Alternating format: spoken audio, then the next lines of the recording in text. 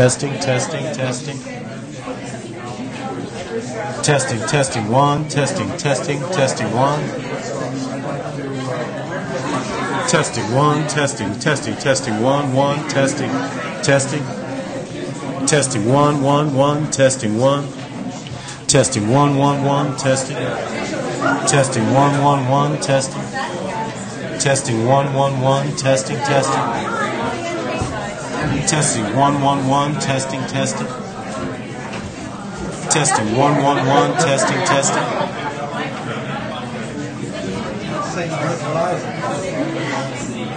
Okay. So how about that?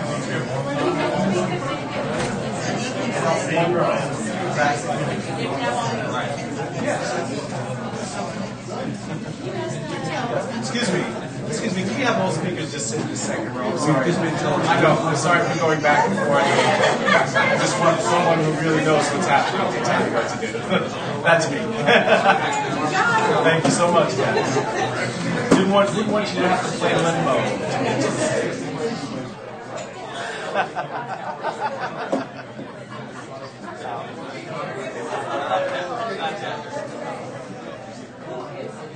See, so now you guys don't have to do limbo when you go stay. Believe me.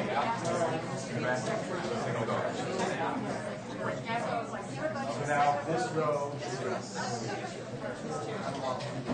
just line them up there.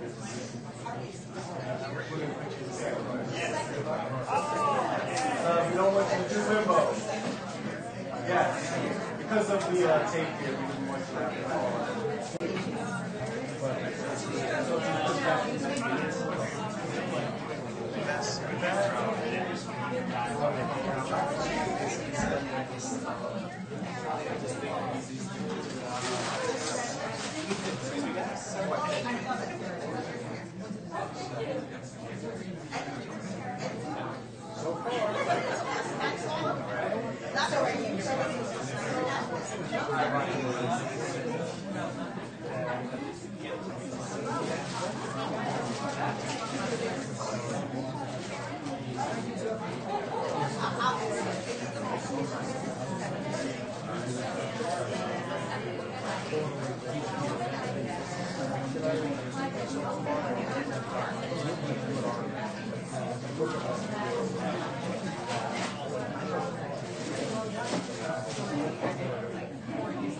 I already asked. That's why I mentioned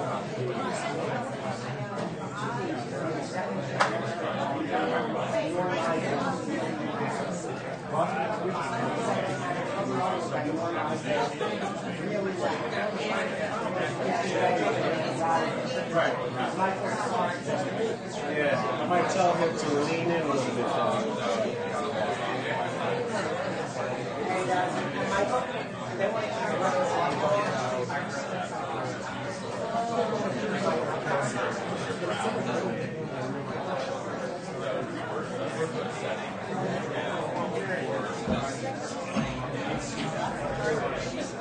What do you say to that? They want to turn my mic on. Do you want to turn the computer on? Isn't that slow? Hey, Mike. First turn the mic on.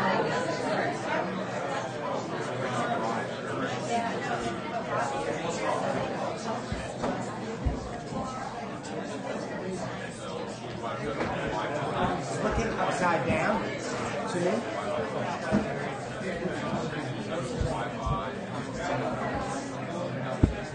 I have to stand on my head for that one to work. Both of them? I just take this maybe just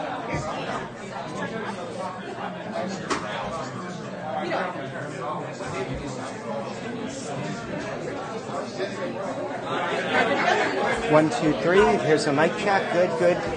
If Mike, do you want to give me a signal if my mic cuts out so I'll know to switch to the table mic? Okay, if it cuts out, why don't you just point down like this, and then I'll know to talk to that. Yes. I don't believe this. I mean, we have the thing, but I don't know where he's He's not coming. Oh, Richard Painter's not coming. Right. It's a minor problem.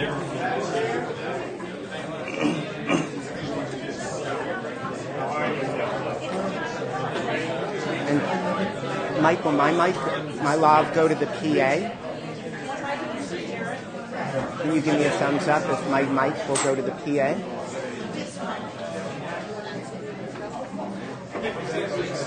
Michael Thar?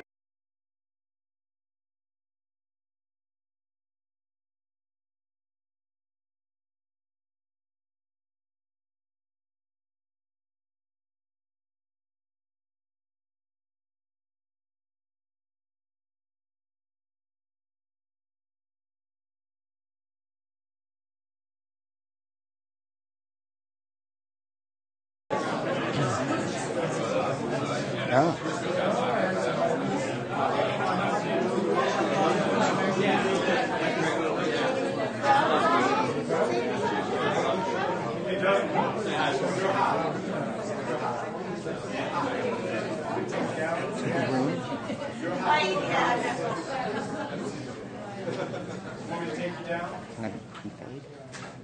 All right, here.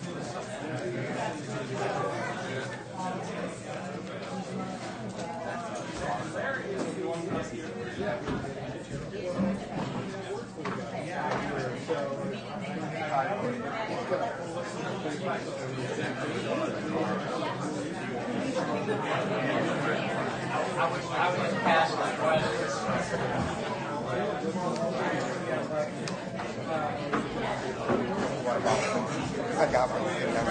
And hey, everyone, just want to let you know we'll be getting started in about 5 minutes. Can everyone hear okay? 1, 2, 3. Can everyone hear okay?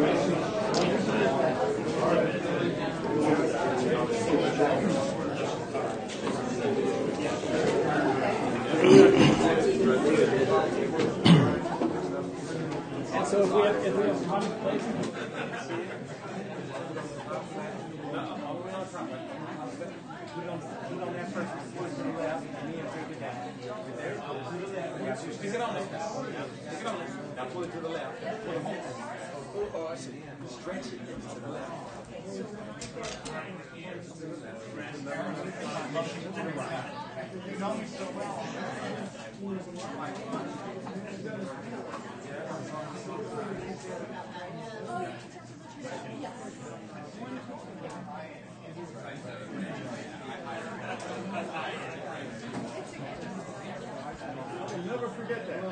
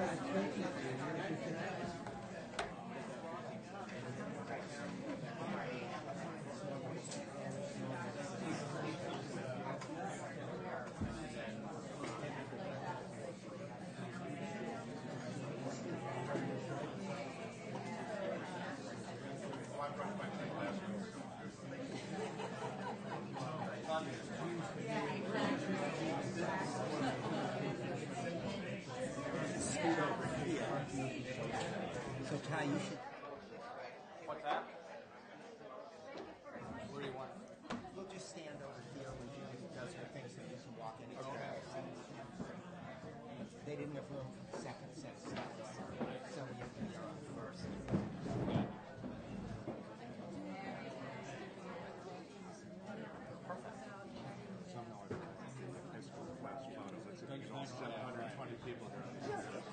I'm fine. We'll let him keep on. I don't want to be bothered. I'll turn off the ring.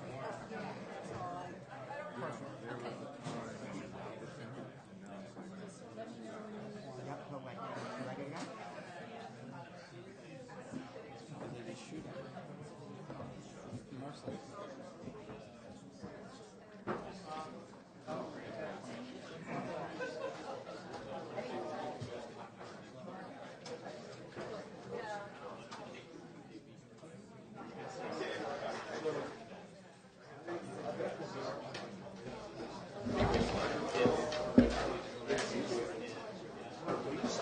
Good afternoon. Good afternoon. I'm Judith Wildy. I'm the Chief Operating Officer and a professor within the Schar School of Policy and Government. So I'm here today to welcome you all to our event this afternoon, Truth on Trial, Implications for Communicators, with a focus on ethics and the collapse of institutional trust. I'm also going to start by giving you a little bit of background and some context for the panels we're going to hear. First thing, though, I have to do my ad for the Schar School.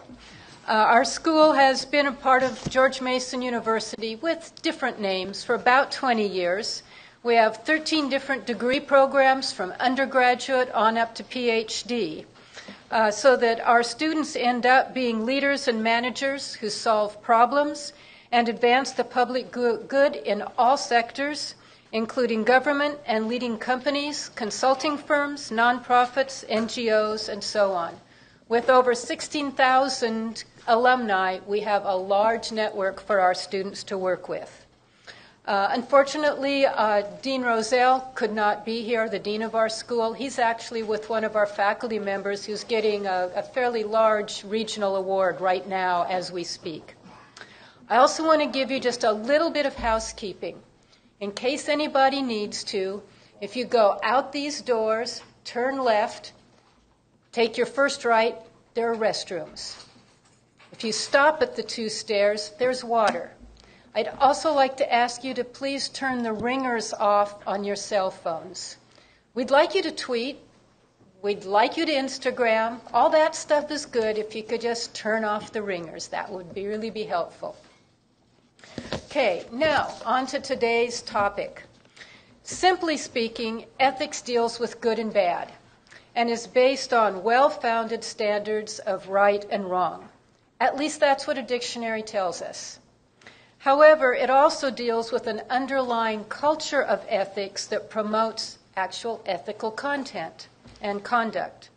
The issue, though, is that although most universities, including this one, teach ethics, as do all the religions, we still have an uneasy relationship with ethics because while we may know what ethics is, we don't always know how to do ethics.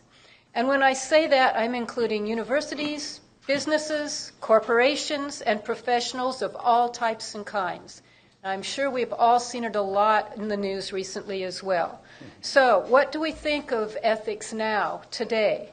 How do we move towards a culture of ethics? And how do we get that ingrained into our daily lives and the lives of our corporations, governments, and universities? That's the focus of this afternoon. That's what our distinguished speakers will be offering to us. Their ideas on what an ethical culture is, and on developing and maintaining an ethical culture. I hope we'll all leave here with some thought-provoking ideas and some new awareness as well. So without further ado, I'd like to introduce our co-host and moderator, Doug Simon. Doug is CEO of DS Simon Media and President-elect of PRSA New York. He works with senior leaders at brands and nonprofits to advise and execute issues based on broadcast and social media campaigns. Doug. Great. Thanks, Judith, and welcome everyone. Pretty fired up here. It should be very exciting. And let's just get right into it with Truth on Trial, Implications for Communicators, Ethics, and the Collapse of Institutional Trust. I'd like to welcome all of you here in this room, and also those watching online through Compro and through our various social media sites through Social Media Live. Ty Cobb recently retired from the government, where, as you might know, he served as the special counsel to the president, managing the White House response to the Office of Special Counsel. Previously, Ty was a longtime leader of the law firm Hogan Lovells, where he was widely recognized as one of the premier white-collar Securities and Exchange Commission enforcement and congressional investigation lawyers in the entire world.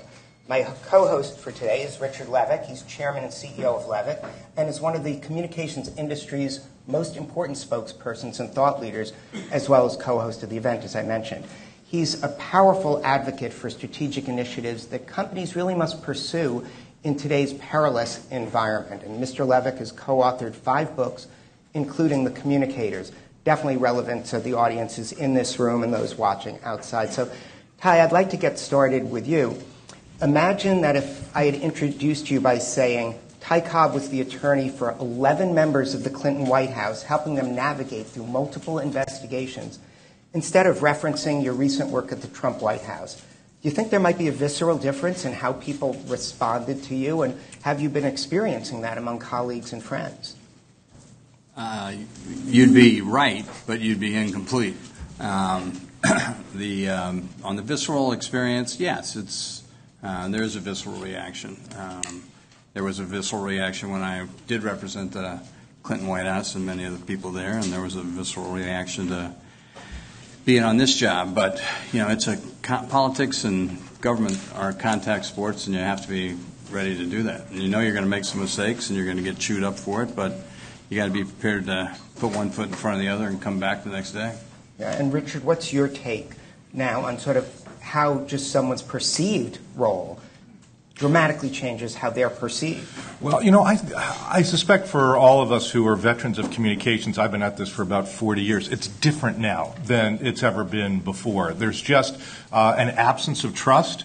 And how we gather information, or epistemology, if you will. We draw conclusions first, and then we gather information afterwards, which I think gives us an extraordinarily low-trust environment and makes it difficult to communicate at the political level, at the business level, even at the personal level. Yeah, and Ty was kind enough to provide me with this as an example when we discussed the whole idea of the different roles you play and how you're perceived. This is from 2006. It was from the website Right Wing Nut House. And what they said is what is significant about Mr. Cobb is that he defended some of the highest profile criminals in the Clinton administration, et cetera, and so on. So as you can see, it's quite different. And one of the things Ty was willing to do, which is excellent from my perspective and hopefully from yours as well, is sort of give us a little bit of an inkling of the process. Obviously, he's limited in terms of what he's allowed to talk about, but sort of the process of being White House counsel, special counsel, different roles, and how that works. Well, there are a lot of different roles in the White House counsel's sphere and in lawyering at the White House. Ambassador Eisen was, ethics chief for President Obama for years, and that's a very important function. I worked very closely with President Trump's ethics counsel virtually on a daily basis because ethics has really risen to the top of the triage when you're trying to solve a problem. In my role, because many of the White House counsel lawyers had been significant participants in the Flynn events and the Comey events, they recused themselves. The White House counsel made a decision to recuse his entire office.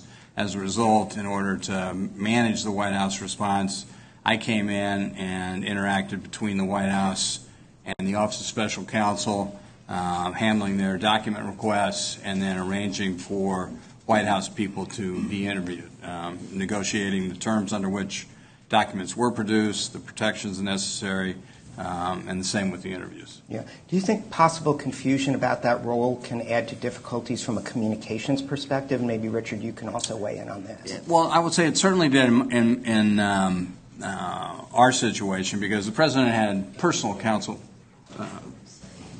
President had personal counsel as well, and it was often in the press they didn't distinguish between my role representing the White House and their role representing the individual. Yeah, and Richard, you've also discussed, if you want to jump in there first, and then I'll have a follow-up. No, go ahead and ask your question. It's always nice to have the right answer for the right question.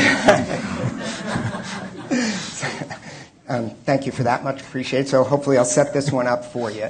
And basically what I'm looking is the role of the attorney in the communications mix growing based on what's going on in the communications environment and political environment? Well, it's changed a lot. I know Scott Sobel's here in the audience, and he and I go back many years working with lots of attorneys over the last 30-some years. And attorneys were really reluctant to get involved in communications. When we first started doing communications for law firms, lawyers couldn't understand even being in the same room with attorneys from different firms to talk about topical issues. That's obviously changed, and lawyers are much more willing to be part of the communications. The great irony is that communicators are increasingly less willing to communicate because there's so much liability. We have extraordinary transparency now. There's a greater fear of representing countries because that's all public under FARA, which is the Foreign Agency Representation Act, so it's all public. Your lobbying activities, Lobbying Disclosure Act, which means everything is transparent. One of the times we had to actually get security in our building was in being involved in the Nigerian Boko Haram Bring Back Our Girls campaign. The level of threats are extraordinary. I know Simon Newman's going to talk about the threats that he received. I'm sure, Ty, that you received many. And it gets more and more difficult because of all the personal attacks. And I think we look to retreat a little bit, and actually communicators are reaching out to lawyers more often and asking, how can we be protected? So what's the solution? Is it possible to dial it back, maybe depoliticize the system, and how do we get from where we are now to there?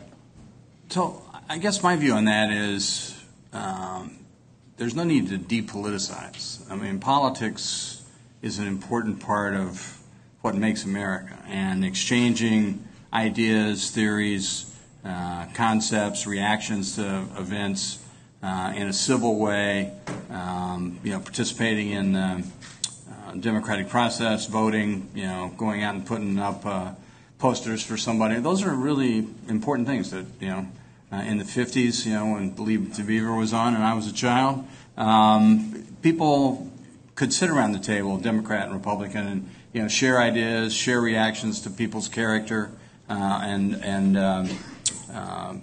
without fear of recrimination or isolation or the fact that their neighbor would never come see them again.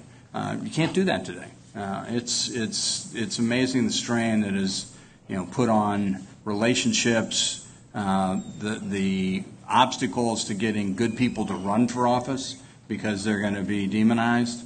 It's something that should concern us all, and you have a lot of hate and hubris that intrudes, particularly on cable, on both sides, less so CBS and ABC, because I think people look to cable for the food fight. But I don't think you depoliticize. I think you just stop, hating. I think you stop demonizing people. I think you prevent facts as opposed to sensationalized facts or weaponized facts. Yeah, and it seems difficult even to get people to agree on what facts are. That's a challenge. Well, first of all, I was afraid today that I would get asked the question, what do we do to sort of try and bring back to a higher level of civility? And Ty and I go back a long way, and I'm so delighted he's here. But he's given me great hope, because now I know if we just bring back Leave It to Beaver, I think that we can resolve all of our challenges. I think that there are a few things that make start to put this on the scale of hopelessness as opposed to hope, and I'm so reluctant to say that. But, if we go back to the Nixon administration and Pat Buchanan, the Southern Strategy memo, for smart political reasons, Pat Buchanan said we can divide the country in half as long as we have the larger half. But through all of that, we had an extraordinary relationship amongst the parties. And then you have the church committee, in terms of open, which actually precedes that by a couple of years, openness in government. The unintended consequence of transparency is we're campaigning 24/7. So congressmen who used to know each other, and they stayed during Johnson's time at the same hotels and shared restrooms and knew each other well, and therefore had relationships, doesn't exist anymore. I don't know how to pull back greater trust. And I think the most frightening thing is David Brooks's column in the New York Times a couple of months ago when he talked about once you remove soft power, that is the bumpers on civility, as happened with Berlusconi in Italy, you don't bring it back. And I'm not sure how far we have to keep going on this arc of history before we get back to, if you'll forgive the inclusion of Buddhist counsel here, but to love and trust where we first accept people and learn from them rather than demonize and put them under distinct ideologies and therefore don't have to listen to them. Yeah. Okay. And as a Buddhist, I would agree with that. I think that's absolutely right. And this goes to one of the other issues that we had talked preliminarily about is, trust in institutions. People talk about, trust in institutions, the lack of trust in institutions today like it happened yesterday. It didn't happen yesterday. I mean, there were issues going back to Kennedy when, the Cuban Missile Crisis was misrepresented as a complete victory for the U.S. when, secret to the world was the fact we withdrew missiles from Turkey and came within, one vote on a Russian submarine of whether they were going to fire nuclear missiles. Nobody knew that for years. In the Nixon administration, you've got, in Johnson, you've got Vietnam, which tore the country apart, drove a big wedge between government and young people, and had a great impact on families and people thinking for themselves and protesting. And you had Nixon and Kissinger, lie acknowledged about bombing campaigns in Laos and Vietnam, or in Laos and Cambodia. Those are the kind of things the government really doesn't recover from, and it takes a lot to build trust. And there's been very little trust building since. Yeah, so let's if I may, just jump into the issue of speculation. So much of our news coverage, and because there's so much space to fill, there might be a news nugget that comes out there. They seem to come out constantly. And from then you'll get, from different perspectives and perceptions, arguing about the speculation of what it really means. Is there a way to turn that temperature down to make things a little more easy about here's what we know, let's try and know more and figure that out? How can that be solved? No, I don't think there is a way. A couple of thoughts here from a historical perspective. One, we all now have a platform. We all have a megaphone. We are truly in a hyper-democracy when in our whole lives we were in a republic. You were relitigating the election of 1800 between Adams and Jefferson, who so disliked each other personally, but also because of their political positions. One, Adams stood for a republic, a representative form of government.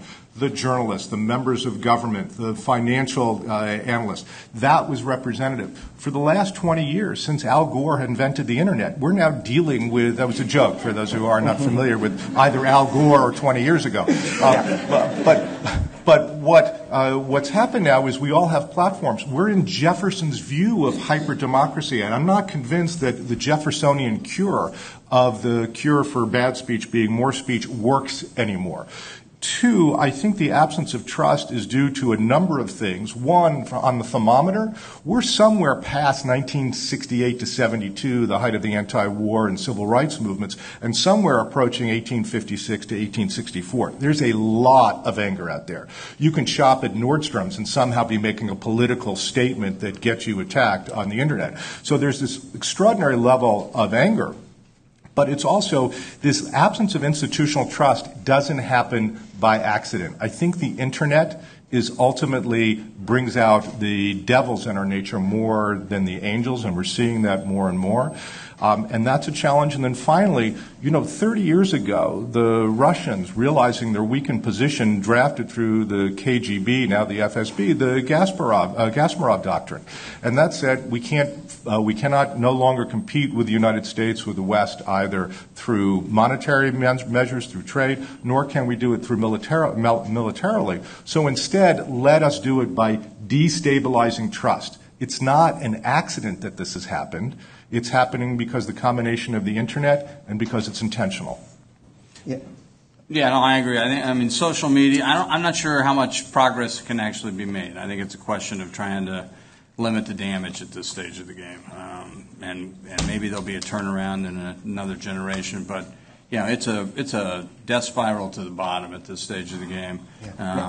I just want to say initially Richard and Ty were going to be the optimists on the panel. But I guess we'll have to do a bit of a role reversal on we that. We have therapists in the back, though. They're available. Well, no, but, go ahead. I'm optimistic because we're having these conversations. I mean, it's important to have these conversations and talk about, is there a way to make things more civil? I mean, yelling on cable TV or yelling generally about how much you hate somebody, or pulling a De Niro or a Roseanne Barr or whatever. Those are the kind of things people aren't listening. I mean, if when you do that, the louder you are and the more offensive you are, they tune you out. I mean, and if and sadly in America today, people silo themselves. They go to their favorite cable show or their favorite news show or their favorite website, and before they go to sleep, and they read through the views there, and that they, feel, validated and comfortable before they go to bed. But they haven't created any grist for the mill. They aren't looking at competing ideas. They're not looking at competing views of somebody's character, personality, platform. Yeah, and one of the things, and I'm a baby boomer myself, that might be helpful to try and bring some hope is, hang around 15-year-olds or 20-year-olds or the younger end of the millennials, because there's a lot of actual activity and optimism approaching things. There are also some changes in what issues are most important to Americans that might be driving this problem. I saw some Pew Research that just came across from this May, which was very interesting. Going back to 2012, 2014, the dominant issue in elections was the economy. And that seems to be an issue on its face, that everyone's like, we want the economy to be better. There can be broad agreement on that. Now it's down to just 20% feel it's the most important issue. The top issues are dissatisfaction with government, poor leadership. That's at 20. So that's a bunch of people who are really ticked off about that. Immigration, illegal aliens is at 10. That's the third top issue from Pew. Again, a very controversial, competing, wide spectrum of views, hard to meet in the middle. Race relations and racism comes in at 7. Unifying the country was seen as a problem by 5. Ethics, so it's good that we're here. We're speaking to 5% of the electorate right now. Lack of respect for each other, 5%. So people are upset about the divide, and only then you start getting down to health care and there's guns, gun control, again an issue of great conflict. International was only at 3. That was probably before the summit, so maybe now it's at 4 or 5. But how much is it playing that the issues that are on the agenda and that have been set seem to set people up on very opposite sides with the difficulty of meeting in the middle? I think you answered your own question. And sadly, I think, actually, I think it's fascinating why business has dropped, the economy has dropped, because much of the media is not talking about the economy, because that's viewed as, pro-Trump, so they will not talk about it. At the same time, the media that is talking about it, Bill Maher, yesterday said, "Gee, I hope there's a recession. We should have some economic pain because maybe that'll get Trump out of office." That's not the kind of dialogue we need. I mean, all these issues that you talk about, race should be on every list every time there is a list. Okay, that's important. It's important to America. It's important to get that right. Ethics should be on any list because ethics elevates the conversation, and it gets back to the issue of trying to take people seriously, but evaluating them on the basis of ideas, not personalities or or their worst views, their biggest mistakes.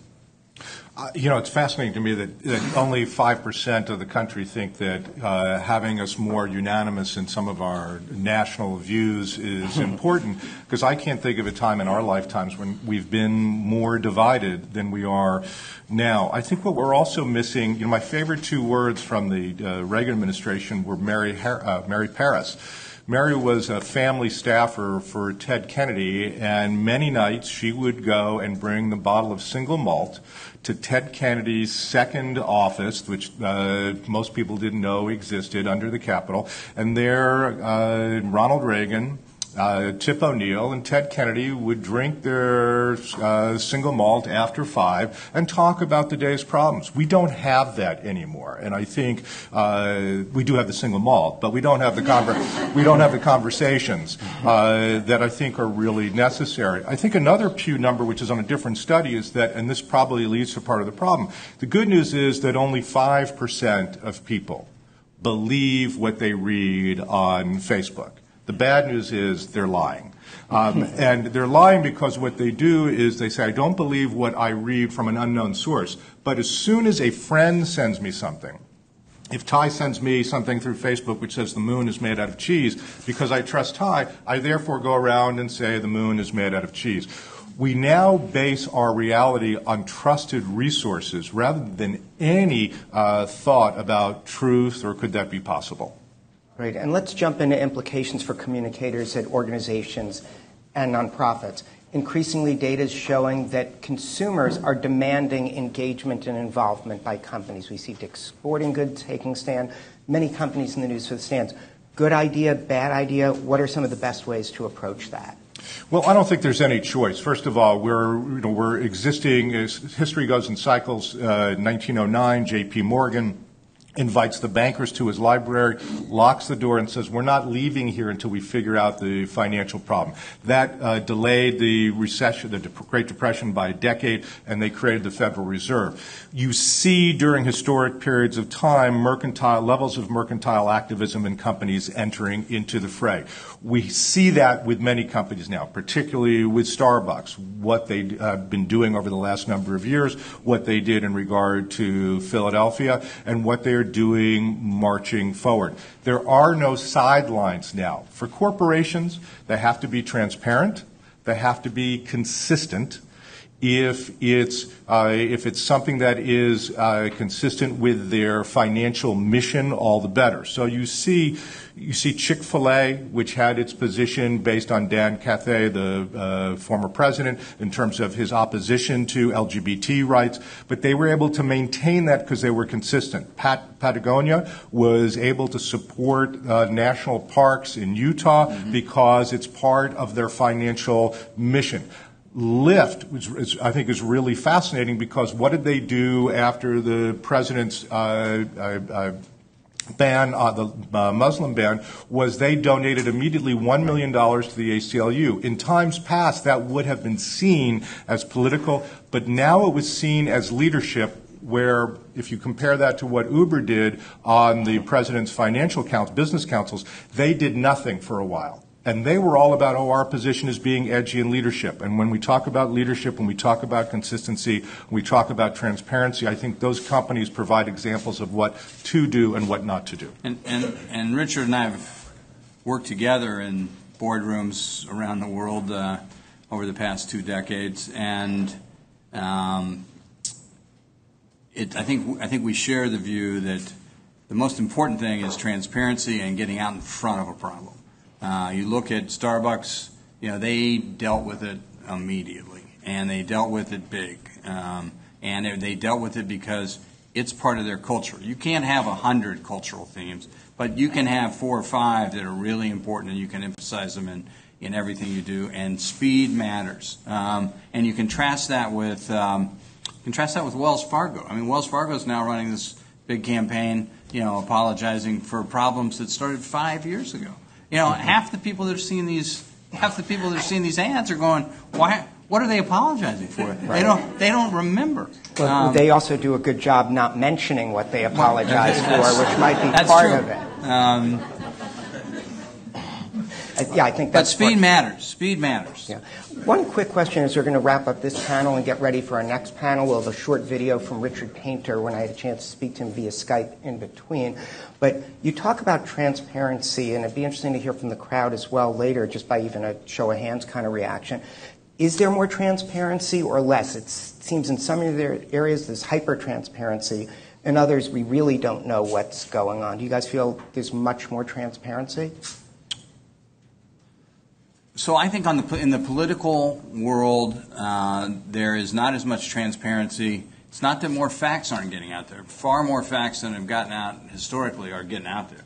But they get opaque in translation because 50% of the population is told one thing, 50% of the population is told another because they get their news from different sources and their social media from different sources. In the corporate world, things are really happening. Facts are getting out there. That's part regulatory, Rule FD, board liability, and lawsuits and self-disclosure programs that are part of most of the enforcement mechanisms at this stage of the game. No, I agree. I mean, we have so much transparency now that, think about this for a moment.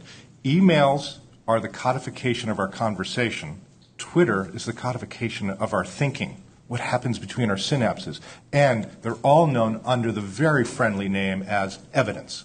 And as a result, we are facing all sorts of liability, not for what we've done, but for what we've thought or what we thought while we were texting someone in the office without giving it much thought. And suddenly that becomes the standard by which we're measured. Great. And especially to you online, I'd like you folks watching online to give a great hand to our first 2 guests who started this off as such a phenomenal session. You guys here can do so as well. So thank you, Ty and Richard. That was really fantastic. Richard, you're going to be sticking around, and we'll be joined by Ambassador Norm Eisen and former Robert Mueller Special Assistant Michael Zeldin in a moment. But first, we had the opportunity to speak with Richard Painter. He's former White House Chief Ethics Counsel under President George W. Bush via Skype last week. We spoke to him. He's a prominent critic of President Trump, now running in the Democratic primary for the Senate seat in Minnesota. Let's take a look.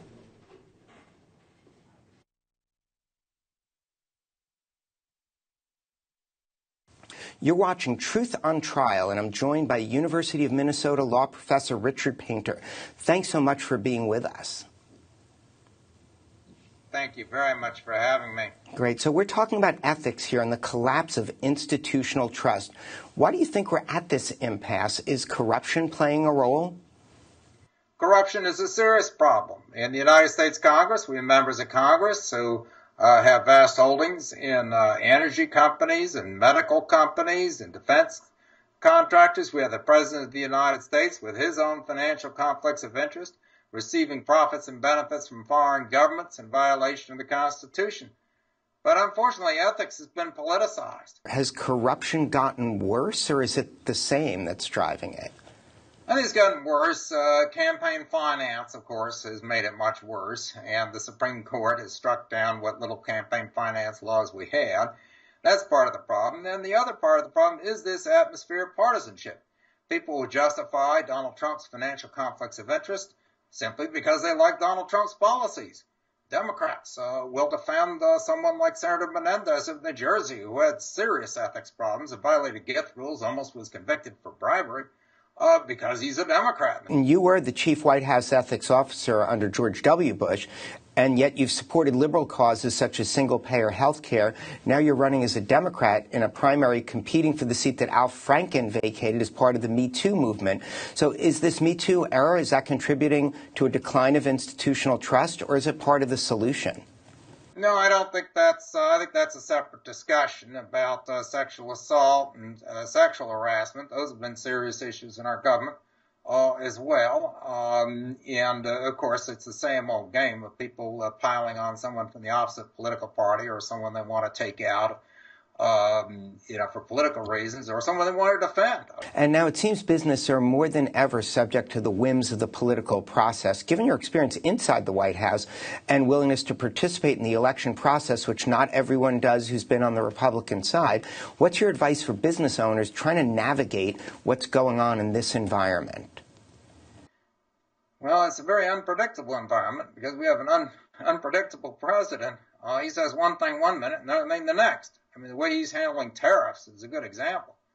He wanted to win a House race out in western Pennsylvania, so he announces some steel tariffs, thinking he's going to impress the steel workers' unions or people who own businesses that would be protected by these tariffs. And then the next thing we know, we have the threat of a trade war, a global trade war on our hands, and that could, of course, be very destructive for business around the country. The last time a Republican president tried tariffs, widespread tariffs, was under Herbert Hoover, and that didn't work out very well for the Republicans. So the problem is we have an unpredictable president who keeps changing his position, who has financial stake in a lot of outcomes. He has business deals he's doing with China, and when he gets what he wants from a business deal in China, he starts tweeting about how we need to protect jobs in China, which is somewhat strange because he didn't run on that platform. So it's an unpredictable environment for business, and that's not good for business. Business owners want to see some predictability so they can plan for the future. That's great. Well, thanks so much for your time and being with us. Good luck with your ongoing campaign. Thank you very much. And we're now back to our live audience here. You're still watching Truth on Trial, Implications for Communicators. Our second panel is going to take a look at the start at ethics and investigations and if they're putting truth on trial and creating problems with that. Once again, we're also going to be exploring the implications for communicators. I'm joined by Ambassador Norm Eisen, and he's Senior Fellow at Brookings, and he's also Chair of the Government Watchdog Group Crew. Eisen served from 2009 to 2011 as Special Counsel for Ethics and Government Reform at the White House as President Obama's ethics czar, and he's also been U.S. Ambassador to the Czech Republic. I might hit him up for some ideas on that side of it later. Michael Zeldin is a CNN legal analyst, and he previously worked as a special assistant to Robert Mueller during the 1990s in the Justice Department.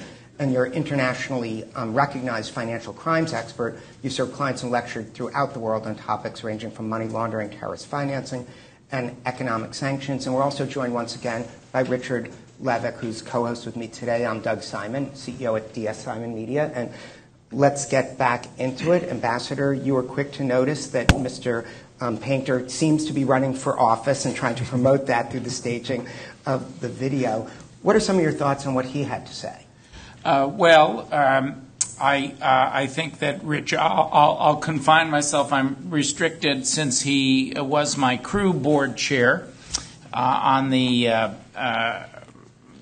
theory of physician heal thyself. I'm restricted from commenting. He's resigned from the board, so I'm restricted from commenting on Richard's political activities since I'm here in part in my crew capacity. But I think what Richard represents is a bipartisan consensus on the need for ethical governance. I was talking with my friend Ty Cobb after he stepped down. Ty and I practiced together for many years in the D.C. white-collar bar. I wanted to focus on something because it's something Richard believes in, too, very strongly, that Ty emphasized, which is, and Richard also, the importance of transparency and getting out ahead of scandal. I also had that identical special counsel title in the White House. I had the ethics part, but I was there to get out ahead. I was in the prevention, not the cure department, and I will say that both Richard and I appreciated the way in which Ty comported himself in that job. He was always, both Richard and I can be very, very critical on Twitter in what's going on between our synapses. But I think you'll have to search long and hard to find a tweet critical of Special Counsel Taub. He was there. His job was to represent the United States, and I really adopt his remarks. And if Richard were here, I think he would do the same.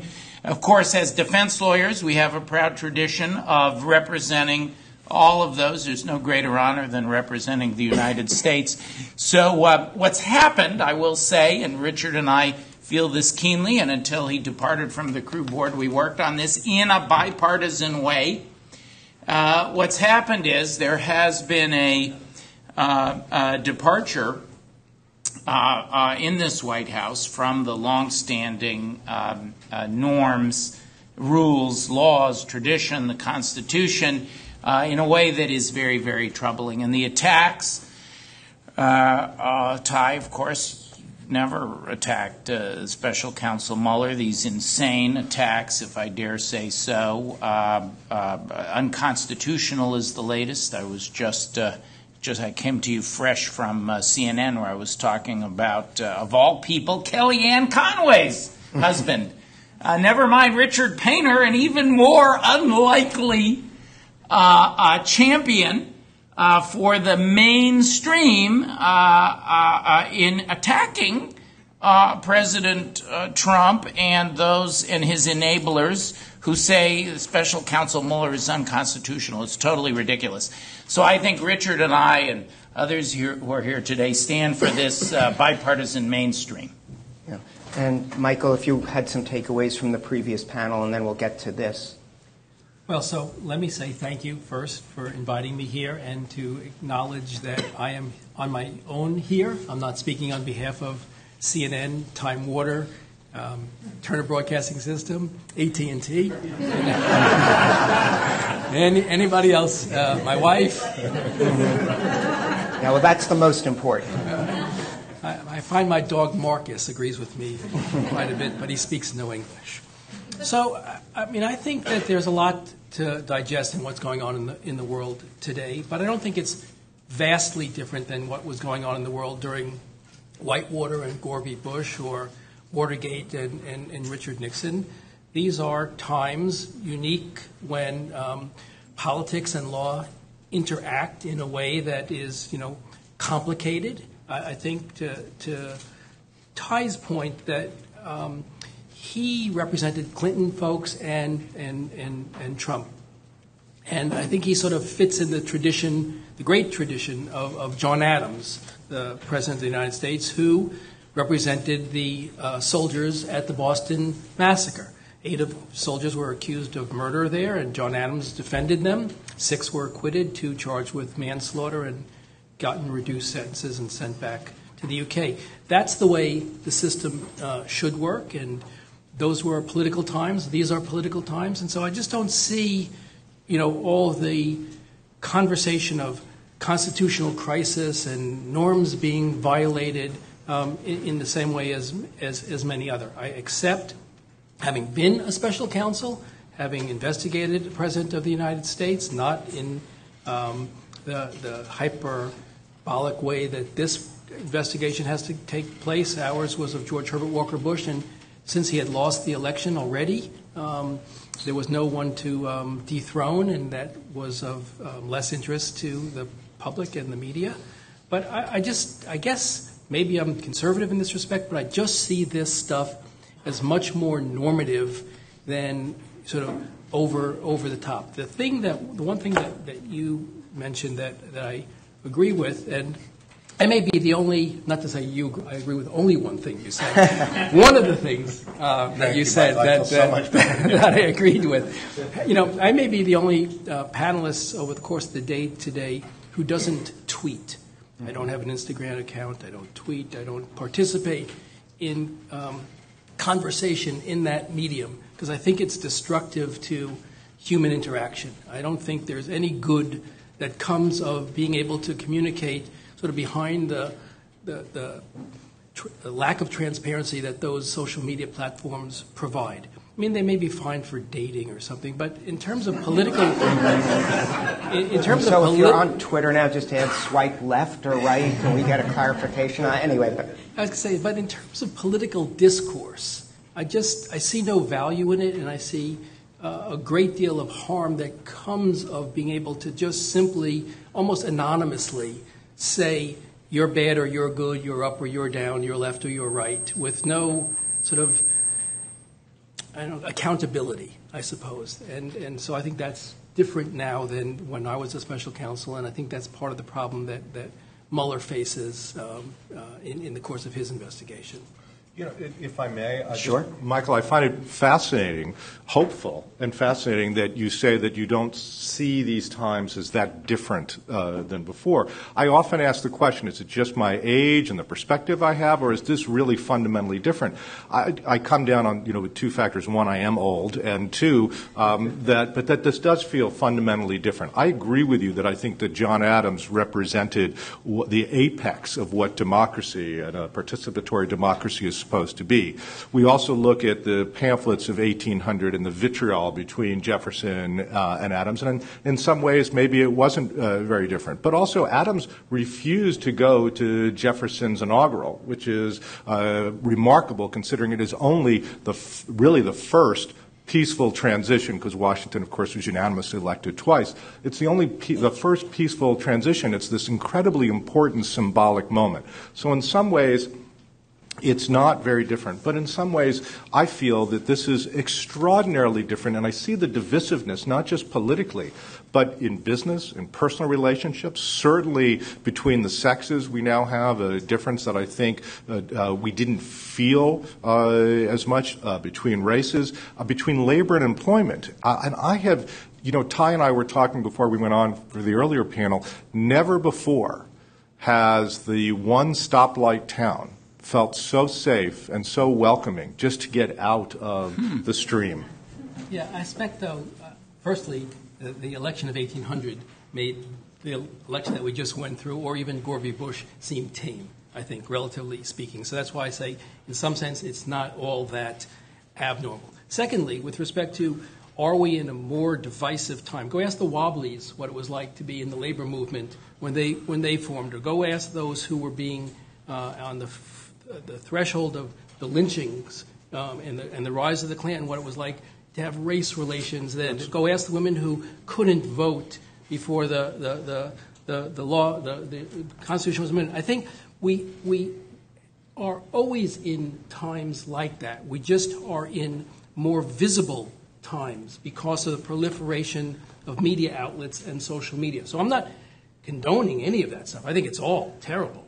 But I think that it appears different because there are more channels for communication of it than there were previously. Remember, in the 1950s, you and I go back there, he's a kid, white baseball players kneeled in protest of lynchings. And that ended when the management said, don't do that, you'll alienate our fan base. And so you have white baseball players kneeling in baseball stadiums in opposition to lynchings, and now you have the same thing happening in football stadiums today with the same more or less reaction to it. I don't see a vast difference other than the manner in which it's communicated. I want to get back to the ambassador here. I just hope that I think that you raised some really great points. I'm just hoping that we can spend the rest of the conversation talking about between 1800 and, say, 1950. There's so many comments on the Wobblies I'd like to make. If I may, that's another job that I have, and I'll get to you, Ambassador, in 1 second, is that the problems really started. It wasn't a Leave It to Beaver thing. It might be when iCarly went off the air. So for the millennials watching, that might have a spark of recognition. Ambassador?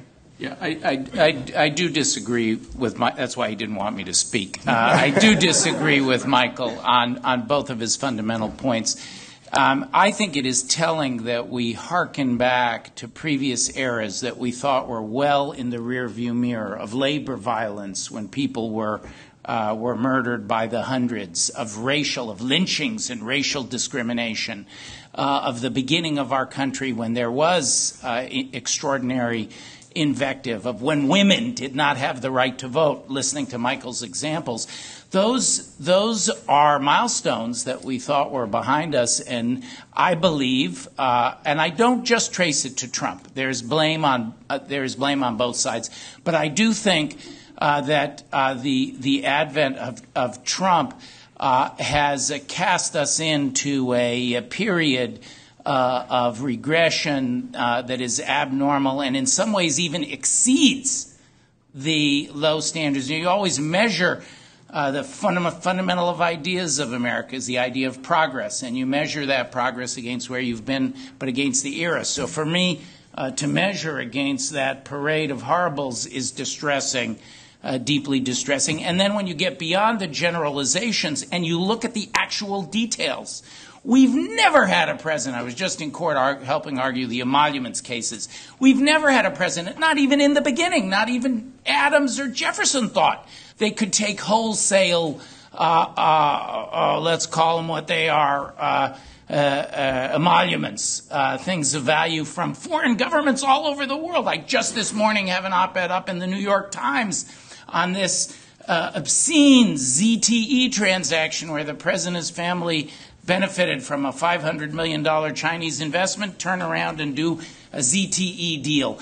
And when you look, the attacks on the rule of law, on judges, the attacks on the press, the violations of ethics rules, Kellyanne Conway, willy-nilly violating the Hatch Act and the ethics provisions, being found by Trump's own people to have violated them, no consequences. And that story being repeated again and again, the flow as we sit here. I was tweeting about Michael Cohen's likely flip. I've been predicting it since the day of the raid. This is not normal, Michael. That's why I have to speak out. And I won't go long on this point, but Twitter is just another form of human interaction, and I think it's a very important one. So I will help you set up your Twitter account so you can escape from the 19th century. Right. If I can just step in here. One thing. Okay. It's not that we disagree so fundamentally. It's just you believe we've made more progress over the years than I do. I'm surprised you didn't go back to Nero for an example to say, well, Trump's not so bad, he hasn't burned down Washington yet. Those are not the standards, and I will not go along with the normalization. It was the Canadians, exactly. But Okay, guys. Let's try and bring it back, if I may, to relevance for the communicators watching in the office. And I thought I was going to have an old-time reference when I hit you with FDR getting criticized for using the radio as the medium. It's not the fact of the media. And why wouldn't anyone who is intelligent use a medium where you can tweet 140 characters and get the media to report on your press release verbatim? And we're going to be discussing that as part of the next council. But I do want to get to the issue of ethics for communicators. Monday night at the PRSA Big Apple Awards, which I'm involved in, we gave one of our top awards to Roger Bolton, who heads a top PR association. And in his speech, one of the things he said that was interesting is it's not the job of the PR professional to burnish the tarnished image of undeserving clients. Our job is to help our clients be deserving of trust. So we understand with attorneys, like Ty Cobb so eloquently stated, there's a legal responsibility. People have a legal right, no matter how heinous, how much you disagree with them. How about, though, if you're a communicator, do you have a responsibility from an ethical point to represent people, or maybe an example you can relate to? How about if you're a baker? Is anyone entitled to all of the products that you're sharing as selling? And that's what I'd like to get from you. I would be a poor choice not to defend communicators representing everyone, because I cut my teeth. It's a fluke that I became a special counsel in the White House and an ambassador, and indeed now a CNN and Brookings person, because for almost 20 years I made my bread and butter as a defense attorney representing corporate executives, Enron, the ADM antitrust scandal, the Refco collapse, the Whitewater Clinton matter. My firm had almost as many Clinton administration clients as Ty did. And those were all very controversial clients. And I believe in the system, and I think the system works when voices are representative. I certainly believe people are entitled to lawyers, and good lawyers. And so I feel the same way about communicators. There is some red line beyond which you should not go. But for me, that red line is quite a ways down the road. Not everybody in my family agrees with me on this. My wife and daughter gave me a hard time about some of the clients, but I feel it very firmly. So, but just not over the red line. Right. You'll know it when you see it. And Michael? Having had the president draw a red line about what was okay for a special prosecutor to investigate or not, I'm not a big fan of red lines. So I don't know when that line is there, other than you have your personal values and you make your own decisions about who you want to represent as a lawyer and who you want to communicate on behalf of. The fundamental obligation as a communicator, independent of their role as a lawyer, is to be truthful and to tell the truth and to represent your clients in the best way that you can while being truthful. And if you can't be truthful, then it's time to step aside. And this is the big debate with Sarah Huckabee Sanders, whether if she can't be truthful from the podium, what's her obligation? And her obligation, I think, is to step aside, because that's what your role is. A lawyer, it's a little bit different because you are the zealous advocate of your client's interests. You can't lie and stuff in court. But Norm and I agree that the representation of people who deserve representation, whether it's Nazis in Skokie or communists charged with sedition and the like, you make your own value judgments about those sort of things, and you proceed accordingly. And I just want to say one thing, Norm, also. My point of view about the last comments were not in defense of the president. It was really more an observation about society not advancing as far as you think it has advanced. I think more fundamentally we're not very different than where we've been all along, and that there's much more fundamental systemic change that needs to take place before these problems are behind us. A couple of thoughts. One, after 9/11, we represent a lot of Arab countries. We represent our Kuwaiti allies, along with Israel, one of the most important allies we have in the region, regarding Guantanamo. And as a trained lawyer, I feel that everyone has the right to representation. And despite the fact that the Wall Street Journal would write its longest op-ed, or have published its longest op-ed in the history of the Wall Street Journal, the entire opposite page, to attack both the lawyer and myself for the representation, I felt relatively safe in doing that. Here we are, flash forward 15 years. When the Russians, the Kremlin come to us a few years ago, do we really want to represent them? When the Chinese come to us, the Koreans come to us, it raises really challenging issues now. Certainly there's, on the one hand, that feel this ethical obligation to represent everyone. And on the other hand, the pain that it may cause you individually, your organization, or your employees. So it's a much more challenging question. And of course, do you think it's more challenging today than it was during the McCarthy period? Do you think the lawyers and communicators who had to defend those people that McCarthy was attacking felt better than you feel now? No, and it breaks my heart that we're comparing this moment in history to the McCarthy era, and I think it says a great deal about when all of us studied the Great Depression as school kids, as when we studied the McCarthy era, when we studied racism, we thought, we hoped, we prayed, but we certainly knew at some deep level we were past that. We were better than that. And, in terms of the judgment of history, I'm not sure where we are in the cycle. The Wobblies die in vain in many of their protests, if but for by accident. A snowstorm and Judge Leonard Hand of New York and Justice Frankfurter aren't on the train and have a long 20-hour conversation about the First Amendment, the Wobblies' position, the anti-World War I position, which becomes now in the last three-quarters of the century our known understanding of the First Amendment. If it's not for Kennedy's tragic assassination, Johnson, a Southerner, is not in office to help pass 264 pieces of legislation, including the greatest civil rights legislation since Reformation. So it's, I don't know where the judgment of history will put us, but I'm deeply troubled to be at this moment. Yes, yet excuse the me, Espionage Michael. Act. Let me say you one thing. The Espionage Act. He does the same thing when we're on with Anderson Cooper. Wait, However, in the control room, they have a kill switch. They're saying in his ear, Michael, stop it. Michael, stop it. The Espionage Act if I may, was used by Obama as well. All right. Sorry. Let him ask his question. Sorry. Go ahead. You started with 10-minute introduction. Ambassador Eisen wanted to extract a point relevant to communicators in our audience about this, and then I'll follow up with a PR question. And in particular on the colloquy about McCarthy, because it goes to this question of the moral limits for communicators. I found myself, even when I was practicing law, but certainly when I was in the White House, I didn't imagine that having the title of Special Assistant, Special Counsel of the President meant I'd be spending a third of my waking hours on the telephone with the press, communicating. It doesn't happen if you don't talk about it. So McCarthy is a good example.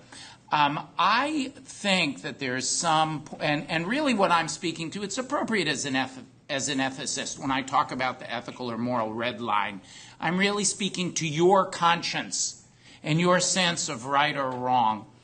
There is a point at which you find yourself representing a Joe McCarthy, and you say, wait a minute, and you wake up and you realize it's not within those normal boundaries, right? And I started my remarks by defending the work that Ty did on behalf of the United States and of the White House, the cooperation with Robert Mueller, just based on what's publicly reported. There's a point at which you might find your clients veering across, like a drunk driver veering across the center line into the oncoming moral traffic. And I think there was a point at which it was clear McCarthy was doing that. That's the point at which, as communicators, it's actually harder as lawyers. As communicators, you're going to want to let your conscience be your guide, and that's the point at which to exit or not even to take on a regime. And there can be you could have a hard moral wrestle now about North Korea as a client. Do they want to move? There's some chance, we don't know what the odds are, personally I doubt it, but maybe Kim Jong-un really does want to move into the international mainstream now, after a long career as a psychopath and a sociopath. And as a communicator, if your judgment was, yes, I can help him move over, it may very well be that the ethical... Now, I'm not buying it, so I wouldn't take that gig. But it may very well be that that's the ethical thing to do. So the red line is a moral red line, like any other moral decision in life. Yeah, and I hope Michael will maybe let us continue this conversation on CNN, because I'm getting the signal that we're out of time. We're getting ready to move on to our next panel. And now we'll take a deep dive into media coming up. Again, those of you watching online and those here, round of applause, tremendous insights and information. And thank you, Ambassador and Michael, and to my co-host, Richard, who will be back up to MC our final panel when we take a look at communicators. And next up, we're going to be getting to the media's perspective. And we've got a fantastic panel. But first, there are a couple of people I had a chance to catch up with by Skype before this event, Major Garrett and Andy McCarthy from National Review, who really had some insightful thoughts about what's going on in the media environment. So why don't we roll that tape and let you guys take a look. Thanks again. Thank you. You're watching Truth on Trial, Lessons for Communicators, Ethics, and the Loss of Institutional Trust. I'm Doug Simon, CEO of DS Simon Media, and I'm joined by Major Garrett. Thanks for carving out time for this special event. Great to be with you.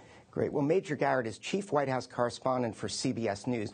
Previously, he was Senior White House Correspondent for Fox News Channel. Some of you might be wondering, how's that possible? That's how polarized we've become. So, Major, is there a path to becoming less polarized? I would think the path to become less polarized starts at the individual, but also starts when individuals become a collective frame of mind. And I would make this point about polarization and how it's affected our politics and how we've thought it's a benign force in America, that it's something we can choose without any real consequences. And let me put something that's been in the headlines for a long time in that context. Whether you think anyone in the Trump administration, the Trump campaign did anything right or wrong with the Russia investigation, one thing is absolutely and unalterably clear. A nation that does not wish us well used our polarized politics, our partisan animosity against us. We allowed them to weaponize something we used to think was benign. Polarization, well, that's just benign. We can disagree and we can disagree angrily and nothing really bad happens. Actually, people can get involved in our politics, use social media against us, make us believe the worst about us, and use that to change the way our country operates or change the way we think about ourselves, and give people who do not wish us well a tool they never had before, a tool the Soviets, back when they existed, didn't have during the Cold War. And if they had it, don't think they would not have used it to exploit tensions in our own country. So one of the things that I've often observed about polarization is we think it's kind of an indulgence, that we can get super angry about politics without any blowback or any consequences. The first step, I think, to understanding that polarization is something we need to address and heal is that it can be a negative for us in ways we never anticipated before. And I think any calm, reflective look back on the 2016 election, or any way we talk to each other in America as Americans about our own politics, should tell us we're doing it too harshly, we're willing to believe the worst about our own countrymen, and that maybe starting there is a place to reassess the harm polarization can and has done. Yeah, and one area of polarization that seems to be increasing, but perhaps not, is between those in power and the media. Of course, they've always had a back-and-forth relationship, even dating back to Dan Rather during the Nixon administration. I'm showing my age there. So you've managed to step aside from that and not seem to be caught up in that. What are ways that the media can be caught up, can avoid becoming the story, and how important is that? Well, this has taken on, obviously, an enormously important part of the internal media conversation during the Trump era. Look, I clashed with President Obama in one case quite famously, quite memorably, over a press conference over the Iran nuclear deal. But for reporters covering the Trump administration, there has been an emotionalism about it, that we're attacked all the time, so you feel the emotional intensity to either attack back or reassert yourself. I have a very simple slogan. It's a slogan, but I believe it to my core. Whether it's Donald Trump or anyone else, credible journalism will always outlast incredible politicians. Joining us via Skype is Andy McCarthy. Thanks for being part of Truth on Trial, Implications for Communicators. Andy is a former federal prosecutor and contributing editor at National Review. He's also a New York Times best-selling author and a senior fellow at National Review Institute. I'm Doug Simon, CEO at DS Simon Media, and we're talking about ethics and the collapse of institutional trust. Andy, why do you think we're at this impasse? Well, I think that we have a different regard for truth than we used to have, and that's become a real dividing line. So in my experience as a prosecutor, which I did for about 20 years, the presumption that we went into it with was that there was one truth that we were searching for, and that while people had different ideas about it, that was basically because they were coming at it from a different perspective. And if you look at things that way, I think everybody's contribution is to searching for the same thing that we're all grappling for, and your idea then becomes that we're trying to help each other. I think, unfortunately, if you get into this mindset that there are now multiple truths, anyone who doesn't accept my truth is implicitly a liar. And I think if that's going to be your jumping off point, we're really more divided from each other than trying to help each other understand what our real basic reality is. Do people have different perspectives on the same truth? Someone watching Fox News versus MSNBC might think that they're talking about different countries. Is it just different perspectives on the same truth?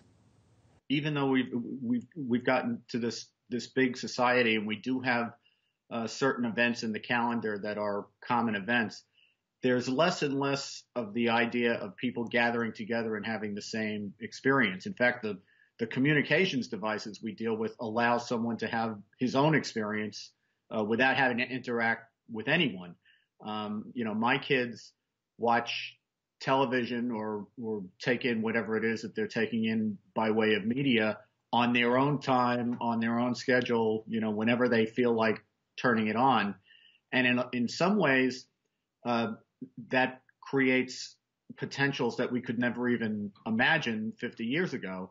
But in other ways, it does put us in our own silos in a way that we didn't used to be.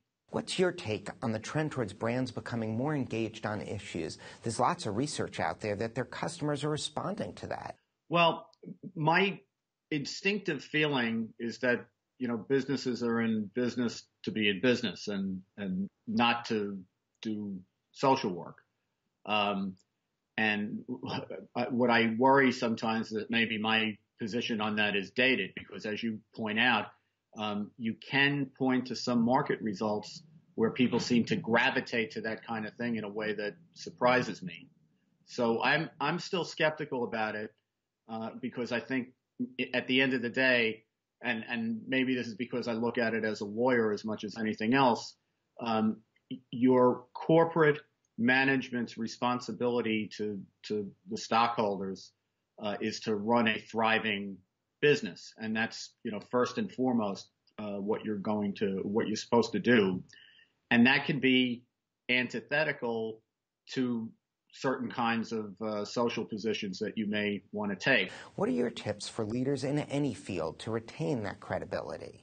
Yeah, I think the most important thing is to not only be, but appear to be earnest, and be, the term we use in opinion journalism, which probably isn't apt for most businesses, be a happy warrior. I don't think you want to be a warrior necessarily in business, but I do think that you want to project, and the best way to project things is to make them a projection of reality. Project that you're satisfied and happy about what you're going about the business of doing. But as long as you seem to be earnest and trying to go about your business the right way and just trying to get to the accurate result or the accurate outcome, I think people will give you a lot of credit for that, and will even forgive you when inevitably you screw up, which all of us do. Andy McCarthy, thanks so much for being part of Truth on Trial, Implications for Communicators, Ethics, and the Collapse of Institutional Trust. Thanks so much.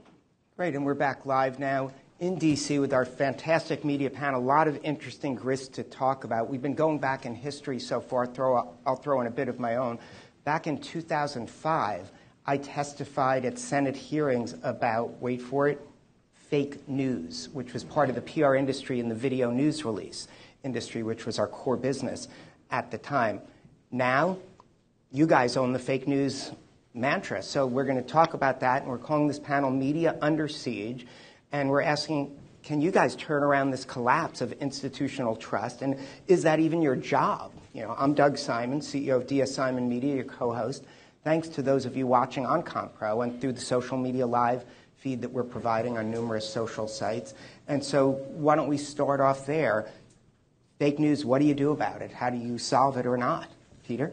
Well, I think we're at a unique place in our history where our profession is under siege by political actors who say that we're disseminating fake news and false stories and propaganda and doing it deliberately so. What I would put forward, though, is the idea that we should not try to retaliate through clever tweets of our own or through engaging in a partisan food fight. I think what we have to do is do our jobs. And our jobs, I think, are putting out, to the extent possible, objective, fair-minded stories that are accurate and fact-based. And I think that's the best thing that we can do, I think, to restore our profession's reputation to where it needs to be.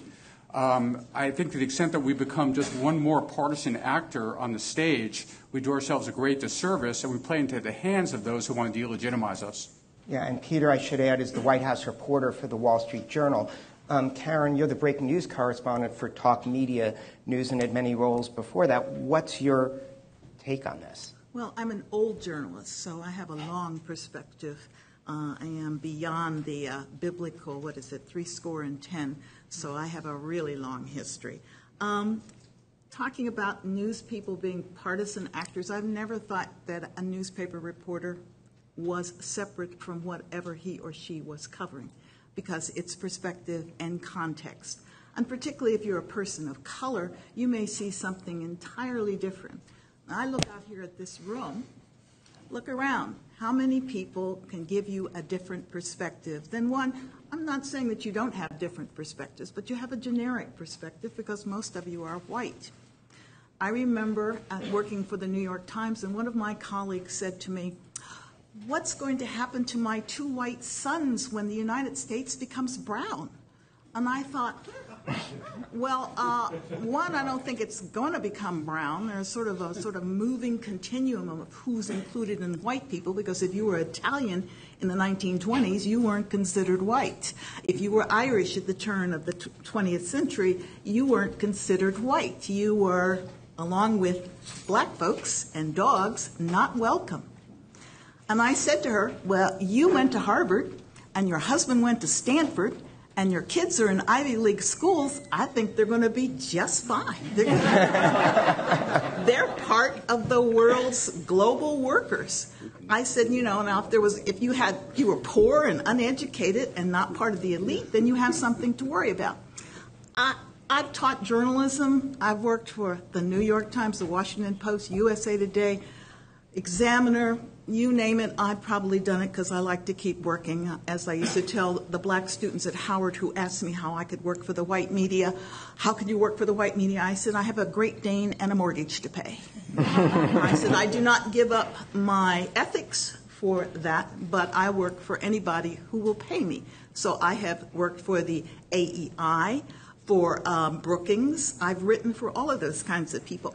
The feeling is that journalists are part of the story and that there's no way of removing yourself from that, and that you don't spend time defending it. As my partner to my right said, you do good stories.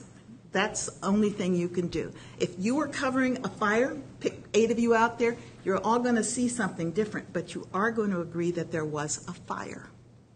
Right. Thank you for that. And Nneka Chiuzo, you're Vice President of Public and Government Affairs at Cox Communications in Virginia, and you bring a somewhat different perspective, combining both the communications function and the media function. In fact, you have a campaign, a program with Your View on Cox Channel 11, very local media. So we've looked and heard from some of the national media folks. You're going to bring a local perspective. How is the changes in the business affecting some of this impasse that we find ourselves at? I think there's significant impact. So what I found pretty interesting in the remarks that Richard made earlier, Levick, was he talked about us living in a hyper-democracy.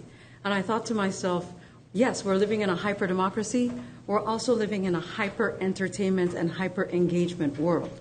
So as a platform provider who deals with users and customers, and who deals with not just journalists, but bloggers and vloggers, right? We're seeing we're getting content from multiple sources. Right. And on our platform, our goal is equality. So what we're seeing is a push today for more people wanting access to the platform, more people wanting their voices to be heard, and less emphasis, quite frankly, on the facts. Because the facts take time. Right? And we're living again in this hyper-engagement era. It takes between 2 to 6 seconds, that's the attention span now, to grab somebody's attention, either on TV, online, on your phone. We're in a multi-screen world. Show of hands, how many people have at least 2 devices? There you go. Multi-screen world. If you're dealing with a Gen Z or a Gen Z or even the new Gen Y, they have the they're learning in a multi-screen environment. So more than likely they have their phone, they have their laptop open like the madame in front, they have the TV going, they're getting tweets, they're getting multiple information. As a media house, what we're experiencing is a lot of people wanting to show different types of content using those different devices on the same platform, all wanting equality, but with a focus on what can sell, what will gain attention, and not necessarily on the facts. Yeah, and Michael, you're a columnist for the Daily Beast, book author, editor of Democracy. What's your take? Thank you for having me.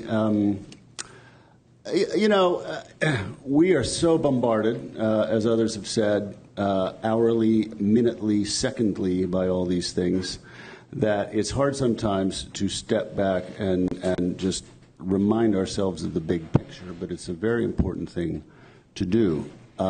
What is this historical moment in American journalism?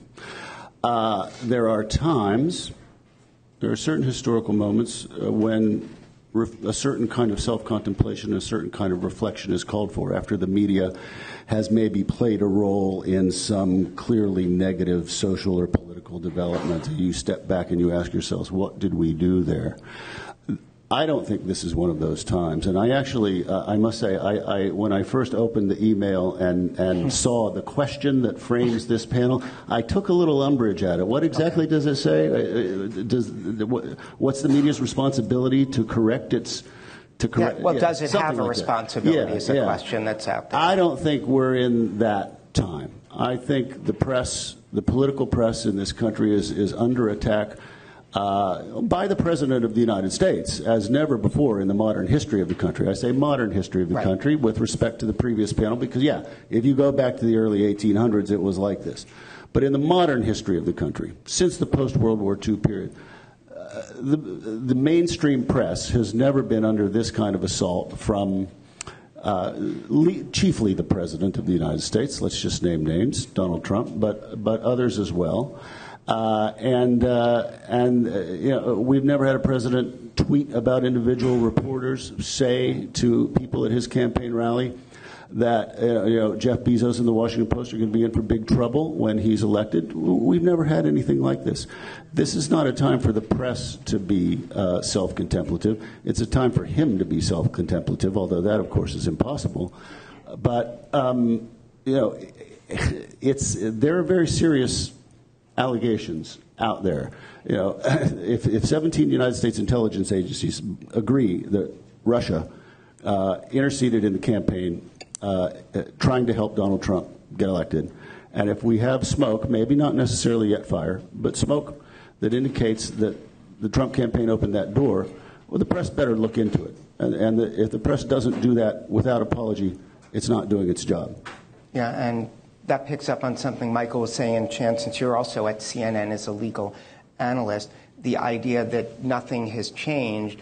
We are sort of comparing when President Nixon asked Dan Rather at a press conference if he's running for office, is that equal to what's going on now? So, Shan, what's your take? I think I have a very unique take because I am the sort of the baby neophyte here. I'm a newly minted CNN analyst, new to television. I've been a trial lawyer most of my career. And what I'm seeing is that this is a unique situation from my point of view, not coming at it from a journalist, not having been on TV for many, many years, where the speed and the power of the message that goes out is really mind-boggling. And at the same time, I am deeply impressed with the journalists that I've met. When I was representing Rick Gates on the Manafort case, had a lot of interaction with reporters. They do a tremendous job. It's very deep, amazing investigative research. And it's a very different time now because print versus TV, traditional broadcast, you see so often now the reporters who are doing that hard work, the investigative work, there's a print media for that, and then you will also see them on television very often talking about their own stories. It's a very fascinating blend right now that's happening with that. What I've noticed is you take a tremendous amount of work, tremendous amount of homework. Every morning since I started doing this, I read 3 papers, the Post, the Wall Street Journal, the New York Times, and I take notes. Sometimes I tweet about it. And then you have to compress that into about 1 or 2 minutes when you have something to say. And I think that is both a great opportunity to reach an enormous audience, which can help change the situation right now in terms of the civility issue.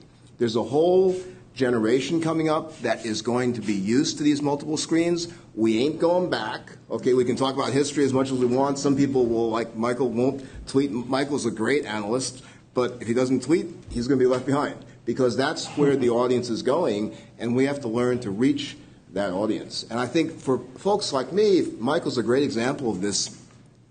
He really distinguishes between being an analyst versus a commentator. And I think that's a really important role.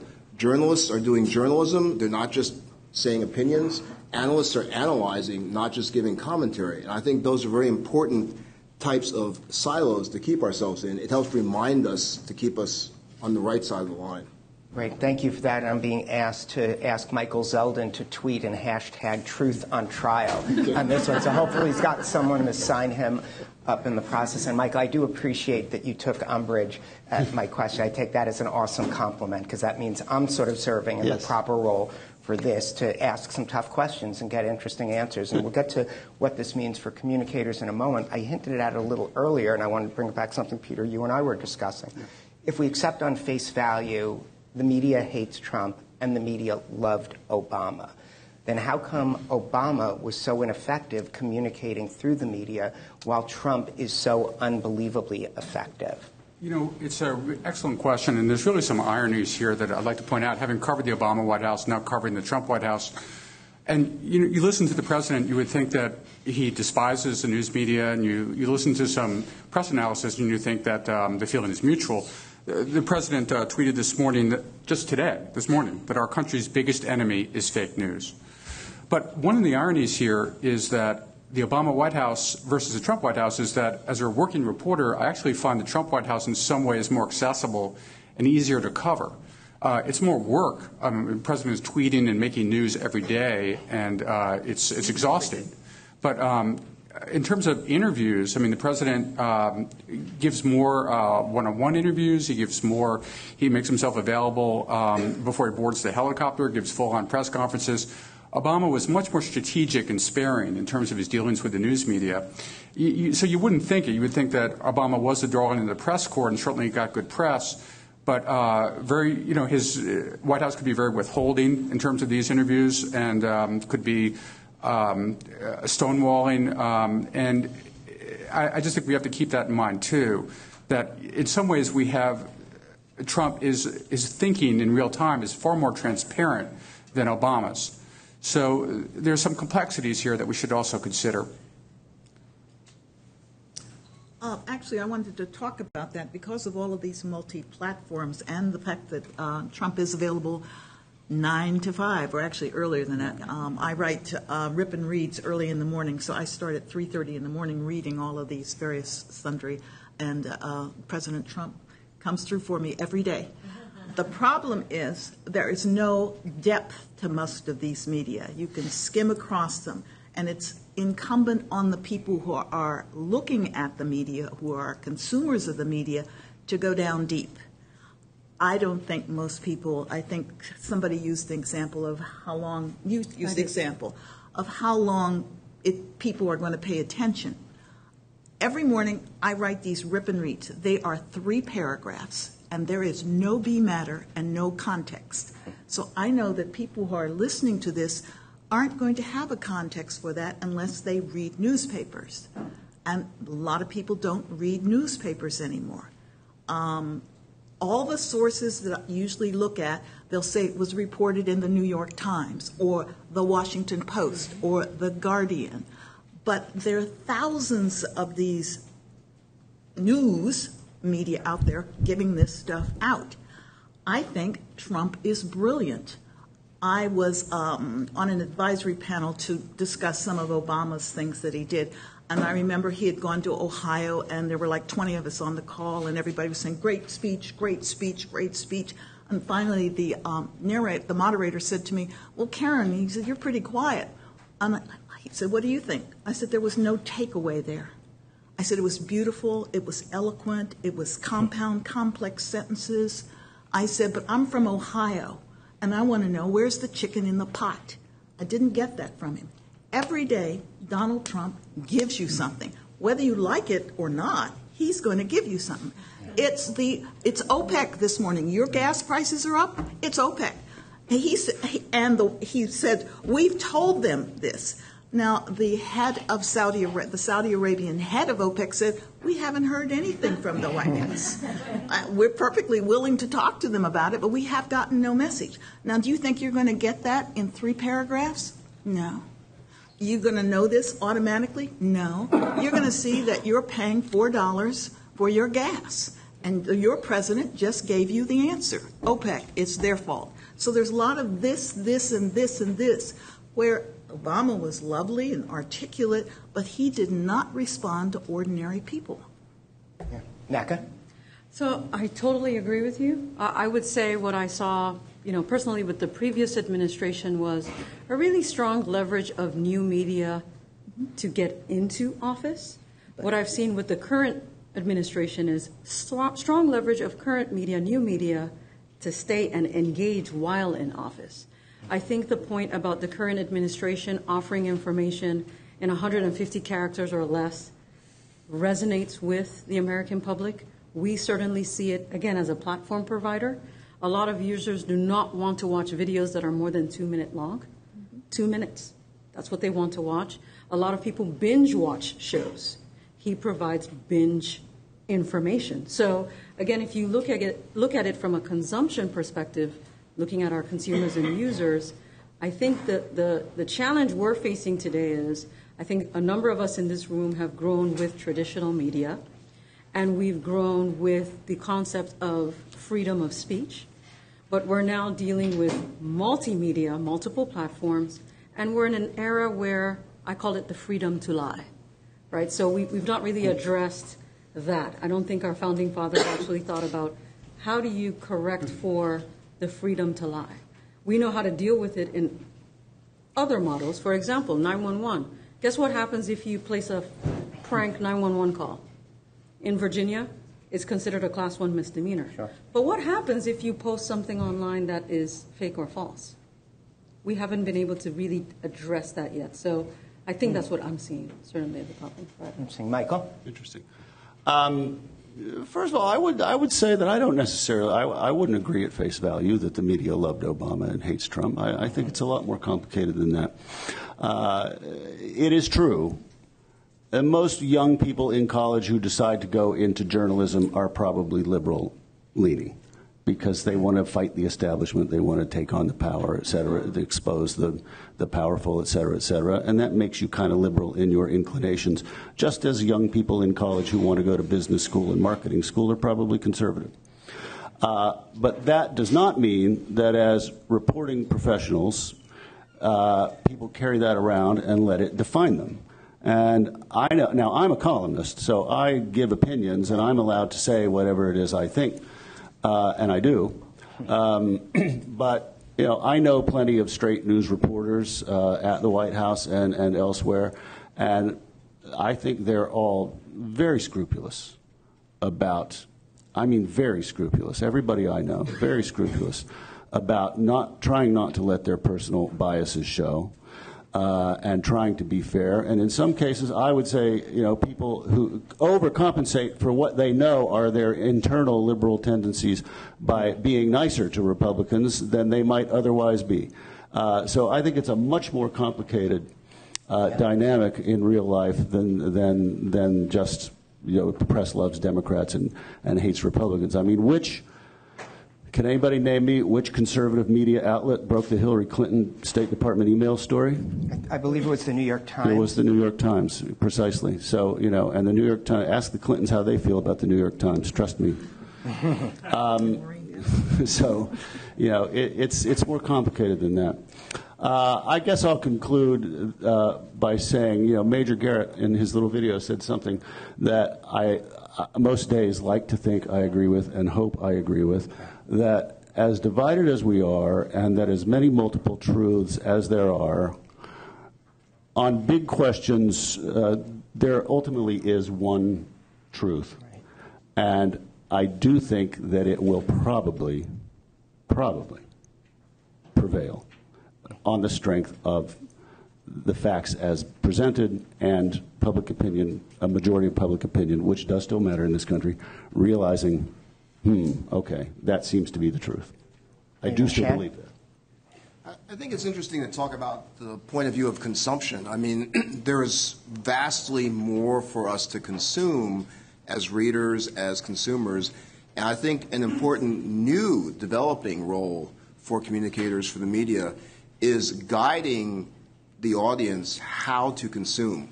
When I was teaching an undergrad class at GW, one of the things I wanted to point out to them was, I want to teach you how to analyze. I want to teach you how you can listen to something and test it and challenge for yourselves.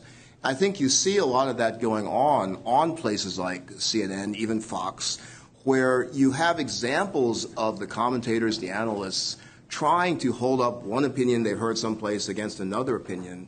If done correctly, and I think we really need to do a much better job at doing this, it can be a way to teach folks how to actually do that intelligent, reasoned consumption. And if we can get to that point, that is going to take care of a lot of the incivility that goes on, the sort of hate mail, the trolling that goes on the internet, because we will be bringing people into a new age. This sounds a little bit Pollyannish, but into a new age where you can help them consume this vastly, almost infinite amount of content that can come to them. But I think it's the role for folks like us to show them a good approach to consuming that content. That's awesome. And I'm getting a message in my ear that this panel's so good, we want to give them time for one more question, and we'll add about 10 minutes on at the end for the next panel. So the one point I'd like to get, tying it back to business and communicators, we do a brand authenticity survey of journalists each year, and we're about 2/3 of the way through. It'll be done at the end of the month. One of the things we're finding, 84% of journalists say it makes a brand more authentic if there's an accessible CEO. You pointed out that with the Trump versus Obama comparison. Are you experiencing that on the corporate side? Are brands trying to get their CEOs out there more? Are they becoming more accessible to you? Because you're at the front line, part one. Part two, do you agree with my premise? And obviously you've been free to disagree with my premise. It's all segment long, so go for it. Peter, if you want to start. You know, as a political reporter and a White House reporter, I'm not sure that's kind of right in my wheelhouse, so maybe I can pass the defer. baton. Yeah. And I know we have a mix of political, but from your perspective, is it important for CEOs to be out there, especially in this environment? Let me just say, I think transparency generally is, we talked about this in some earlier panels, but transparency is always valued, and I think there was an example of the Wells Fargo commercial where, where they waited for years, and I think they took a hit as a consequence. And I think in this age of just instantaneous communication and social media, I mean, to sit on these stories, and which might have been the norm, 30 years ago, is just no longer tolerable, and people expect CEOs to respond quickly. And I think Howard Schultz and how he handled the Starbucks problem is just a model of how these kinds of situations need to be dealt with going forward. Karen? Are we talking about CEOs of corporations, or are we talking about CEOs in the news business? I think each of them. Each of them? That's actually a great point. CEOs of news business, do they need to be out there to counter? Is that their role? Or not? Or what should they be doing? Well, they need prep, that's for sure. I mean, just because you're the CEO and a very successful CEO, either in a news business or in a corporation, doesn't mean that you're going to be the best spokesperson. And so they need to know how to do that. Now, I've been the director of communications for some nonprofits. I had Wade Henderson, who was very articulate, but Wade would go on for very, very long. And I remember we had a hostile reporter from the Baltimore Sun call one time, and I said to Wade, 5 minutes, give me 5 minutes.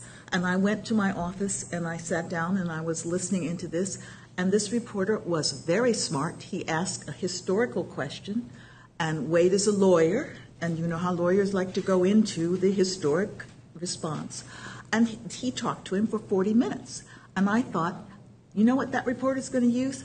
2 quotes. And I pinpointed the 2 quotes, and that's what he used. So everybody isn't trained to be the best representative. So it depends on the situation for these things. As he said, Starbucks, they did instant They got rid of it instantly. They took immediate positive action. Wells Fargo, which is still my bank, and I know why they got wrapped on their hands, and they're still wobbling on this kind of thing, did not respond quickly. And I have friends who are much more socially active who immediately switched banks. I'm just too lazy and got too much else going on. Becca? So I would say for us at Cox Communications, we're a family-owned business founded 120 years ago. So getting our founder to come out and speak would be an impossibility at this stage. But certainly I think it depends on the company and the industry. I would say, I think, with T-Mobile, their brand basically lends itself to their CEO going out and about in his pink sneakers with a pink hoodie. We're not that type of company. We're 120 years old, family-based, family values. I think where it makes sense, absolutely a CEO should be available, right? Because, again, we look at it from the consumer, the user perspective. Do folks want to hear from us? Yeah, if you want to hear from us, our CEO will be available to you. But if not... Yeah. So that can put you in less control of the agenda if you're always in response mode. Well, it can put you in less control of the agenda if you're always in response mode. But to her point, there are others, communicators like us, even though I'm a new one, that are professional, that might be in a better position to be an ambassador for the company, may not always be the CEO. Right? So, Michael? Yeah, this is another. This doesn't apply that much to my personal situation either, but I'm happy to report to you that this is one case where I do agree with your premise. So, yeah, I mean, and I think social media has forced this change, or has done a lot to force this change. The Mark Zuckerberg example over the past year, I think, is a really good example in this regard. So he spent, after the election happened, he spent a long time just kind of hiding and not saying much and denying that there were problems and saying we had plenty of moderators and all the rest of it. Then he finally realized that he had to say more than that, and I think that crescendo built via social media. So I think that's one of the good things about Twitter. And I think it's also, I would just add finally that it's not enough just to seem to be transparent. I think you actually have to be transparent, because if you come out and you're trying to just seem transparent, people on Twitter will know, and you'll be just savaged. You'll be destroyed. And Facebook, people don't not use Facebook because they don't like the way Mark Zuckerberg has handled these questions. It really hasn't hurt their bottom line, but it's hurt his reputation. It's hurt his standing personally a lot. Yep. And Shan, to wrap it up, final thought? Yeah, I think to Karen's point about how important it is that the CEOs need preparation for this, I'll make an analogy to how important it is to prepare a client before they have to testify or before they meet with prosecutors in a bad case scenario. And that preparation means they need to really understand what they know. I always tell clients, you know more than anybody else in the room. And what's really important for the CEOs in this circumstance is they need to know that they know more than anyone else about who they are, what their brand is, what their identity is. And I think if you are solid on that, then there's a lot of talk about speed nowadays, a lot of talk about engagement. Speed kills, both the lack of it and the speed of it kills, if you don't have the substance behind it. So just because we react incredibly quickly doesn't mean you don't do the preparation prior to the reaction. And engagement, just to your point that there's a obvious fake kind of transparency, there's fake looking engagement. I mean, real engagement starts with listening. It's not just acting like you're listening or talking out to people and getting a lot of responses back and forth. That's engagement. Real engagement requires you to actually understand what your position is, to know the facts, and listen before you respond. Fantastic and fantastic panel. I'm going to ask our next panel to get ready to come up and thank these guys while we do. Round of applause would be great. Terrific. We're going to have Richard Levick step into my role as moderator as he talks about these issues from the communications perspective. Thanks to Peter Nicholas. Terrific. Neka Chiazor, Karen DeWitt, Michael Tomasky, and Shan Wu. And now let's take a look at the next video. This next video features Jeffrey Hazlett. He's chairman and CEO of the C-Suite Network. He visited us via Skype to share his thoughts on what this means for CEOs currently, and you guys can roll the tape. You're watching Truth on Trial, Implications for Communicators, Ethics, and the Collapse of Institutional Trust. I'm Doug Simon, CEO of DS Simon Media. I'm joined by Jeffrey Hayzlett.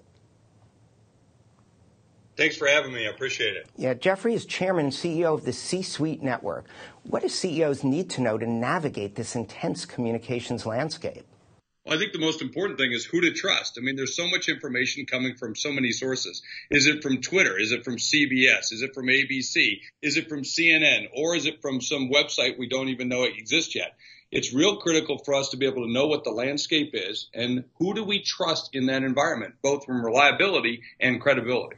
Yeah, and it's also important to try and build trust with all of your key publics, which can get challenged and blow up in just a moment. So how important is it to turn your C-suite leader into an influencer? Do they need to be engaging constantly in communications with these audiences? Totally. Without an audience, you don't have anything. It used to be brands could just tell people what they want, but now with social media, they have to listen more and they have to engage. So it's very critical for them to be able to be great spokespersons, but more importantly, be to a trusted source for information. And you're seeing companies and company leaders, especially CEOs, taking the steps to be at the forefront to get ahead of those issues before something blows up on them. Yeah, and you mentioned issues. Consumers increasingly want their brands to be engaged on issues, but that can be a very tricky landscape, especially with such intense divisions in the country. What's your advice on how these C-suite leaders should handle this? Well, a brand is nothing but a promise delivered. It's also something that we put on a horse or a cow, but really when you get down to it, it's a lot more than a logo. It's about what are we delivering to our customers. So to be truthful, to be reliable, to be competent, to be, far-reaching in the way in which we send out those messages, it's really critical for a CEO to know who they can trust and where to get good information at a moment's notice. So a forum like this is a great opportunity for us to be able to learn a little bit more and to be able to push the envelope more than it's been pushed right today. Yeah, so how has this made the communicator's job harder given this collapse of institutional trust out there? Has it made it easier in that CEOs now know they have to pay more attention, or is it even more challenging, or both? No, when I was a CMO of a Fortune 100 company, I relied on my communications team, communications department, and the entire marketing department as well. But today I would rely on it even more. Here I am 8 years later away from that company. And if I were back in that role, I would say, no, I need that person right next to me, right behind me at any given time, because any mistake that I make on camera or in a tweet could be catastrophic to the stock price of my company. So being able to have that communications, that good, trusted guide with me and educating me and teaching me and showing me the way is a very important process. Well, great. Jeffrey, thanks so much for participating. We've had 3 great panels so far, and let's hope we finish strong. This is exciting. Thanks so much.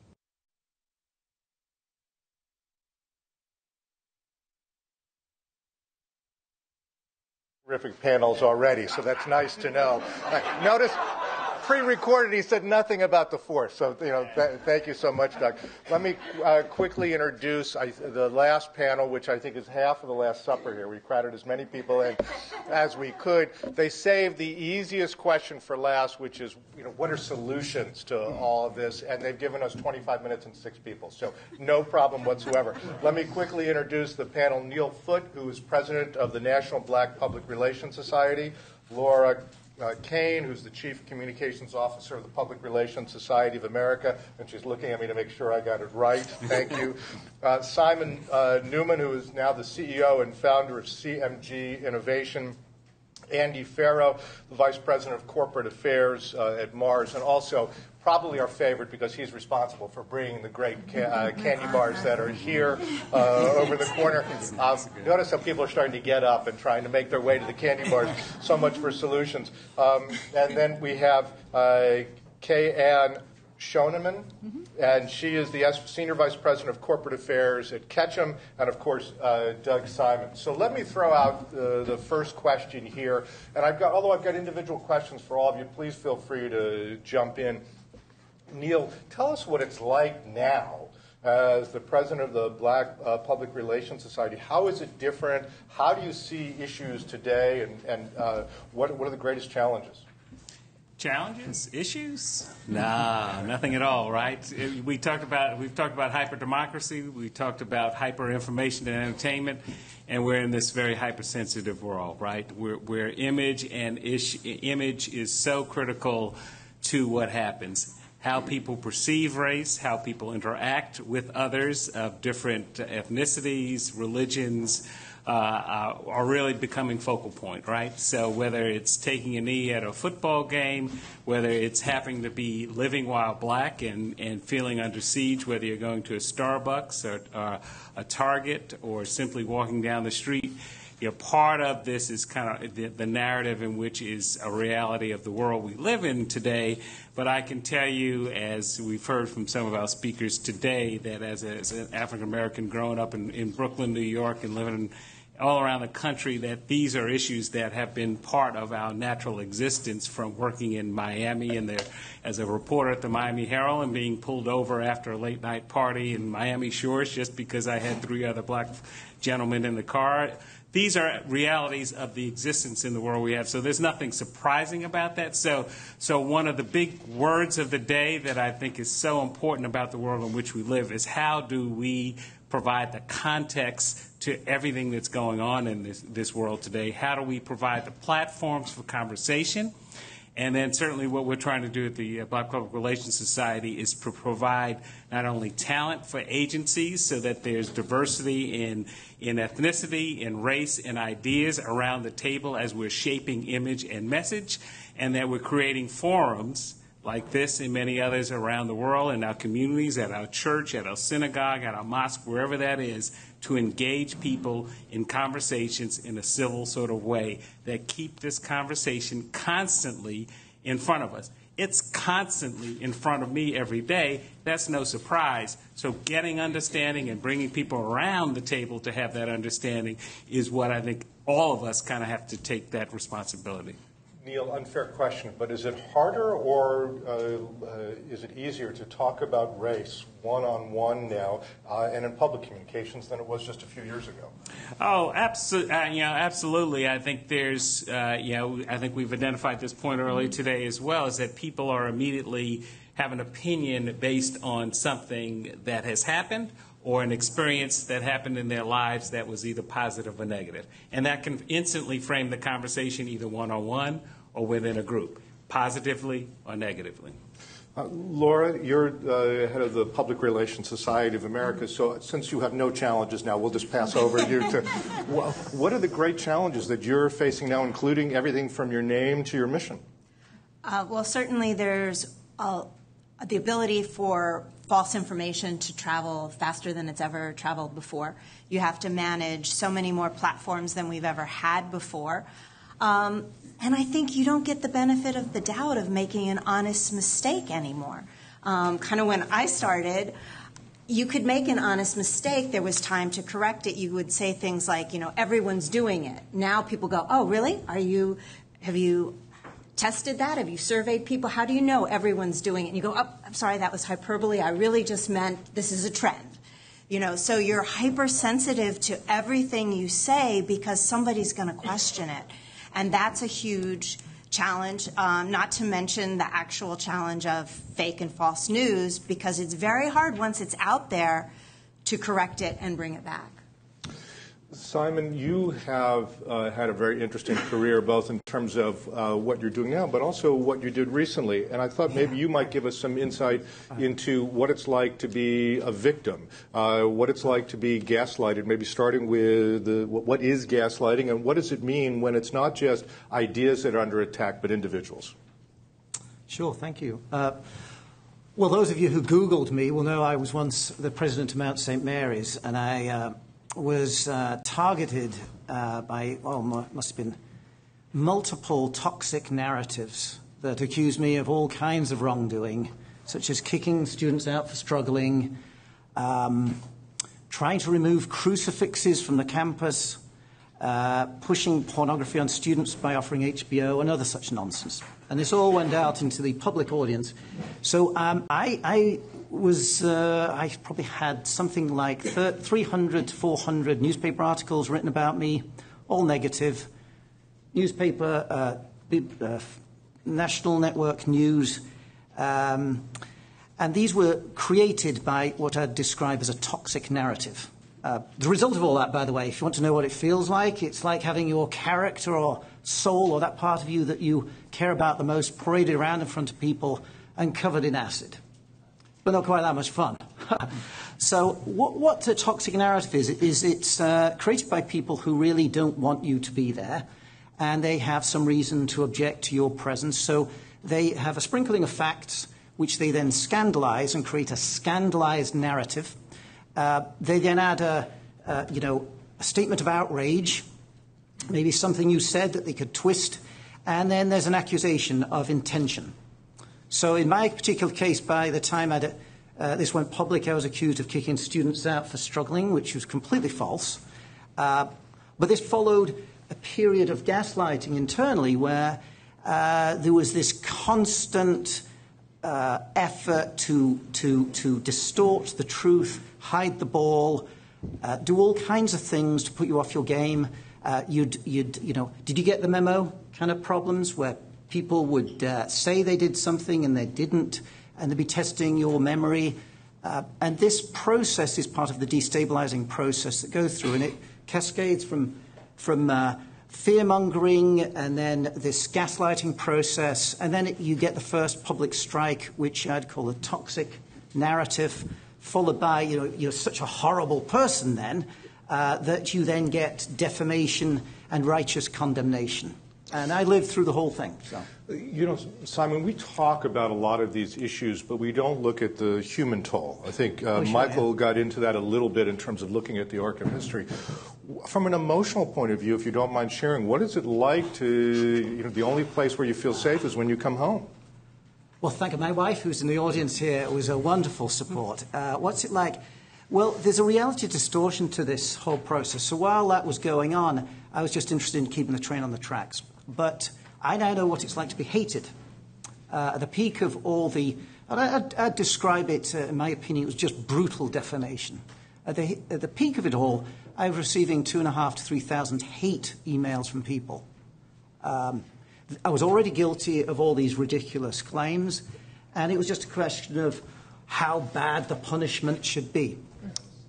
And it's tough, right? But it's like being irradiated with a near lethal dose. When it's happening, you're more interested in just working your way through it. But it really burns when you get to the end of it. I was actually fired as a result of all this. And then you actually read all this stuff. Then it does hurt a little bit, but you realize, you've got to move on. So, Andy, before I get to you real quickly, Laura and Neil, are you finding having to deal with some of these issues with professionals on a more personal level now than you might have 5 years ago?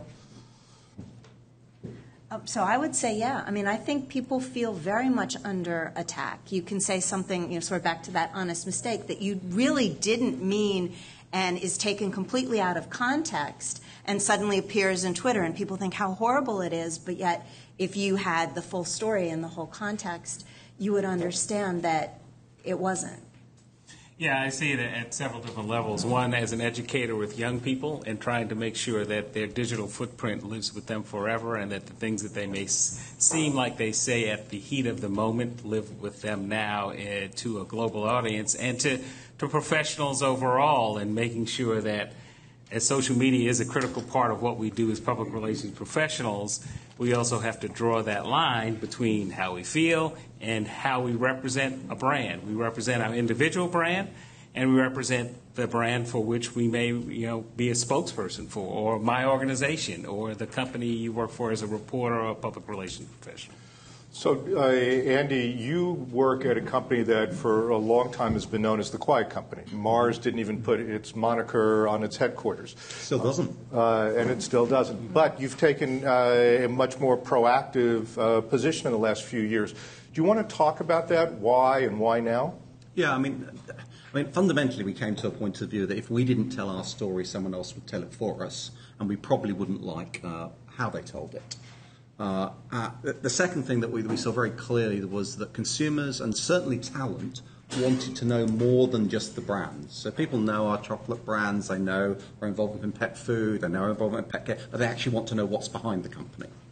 And so in recognition that you do need to tell the story. And then there were some important issues to stand up on. I mean, on climate change, we have the impact of Panama.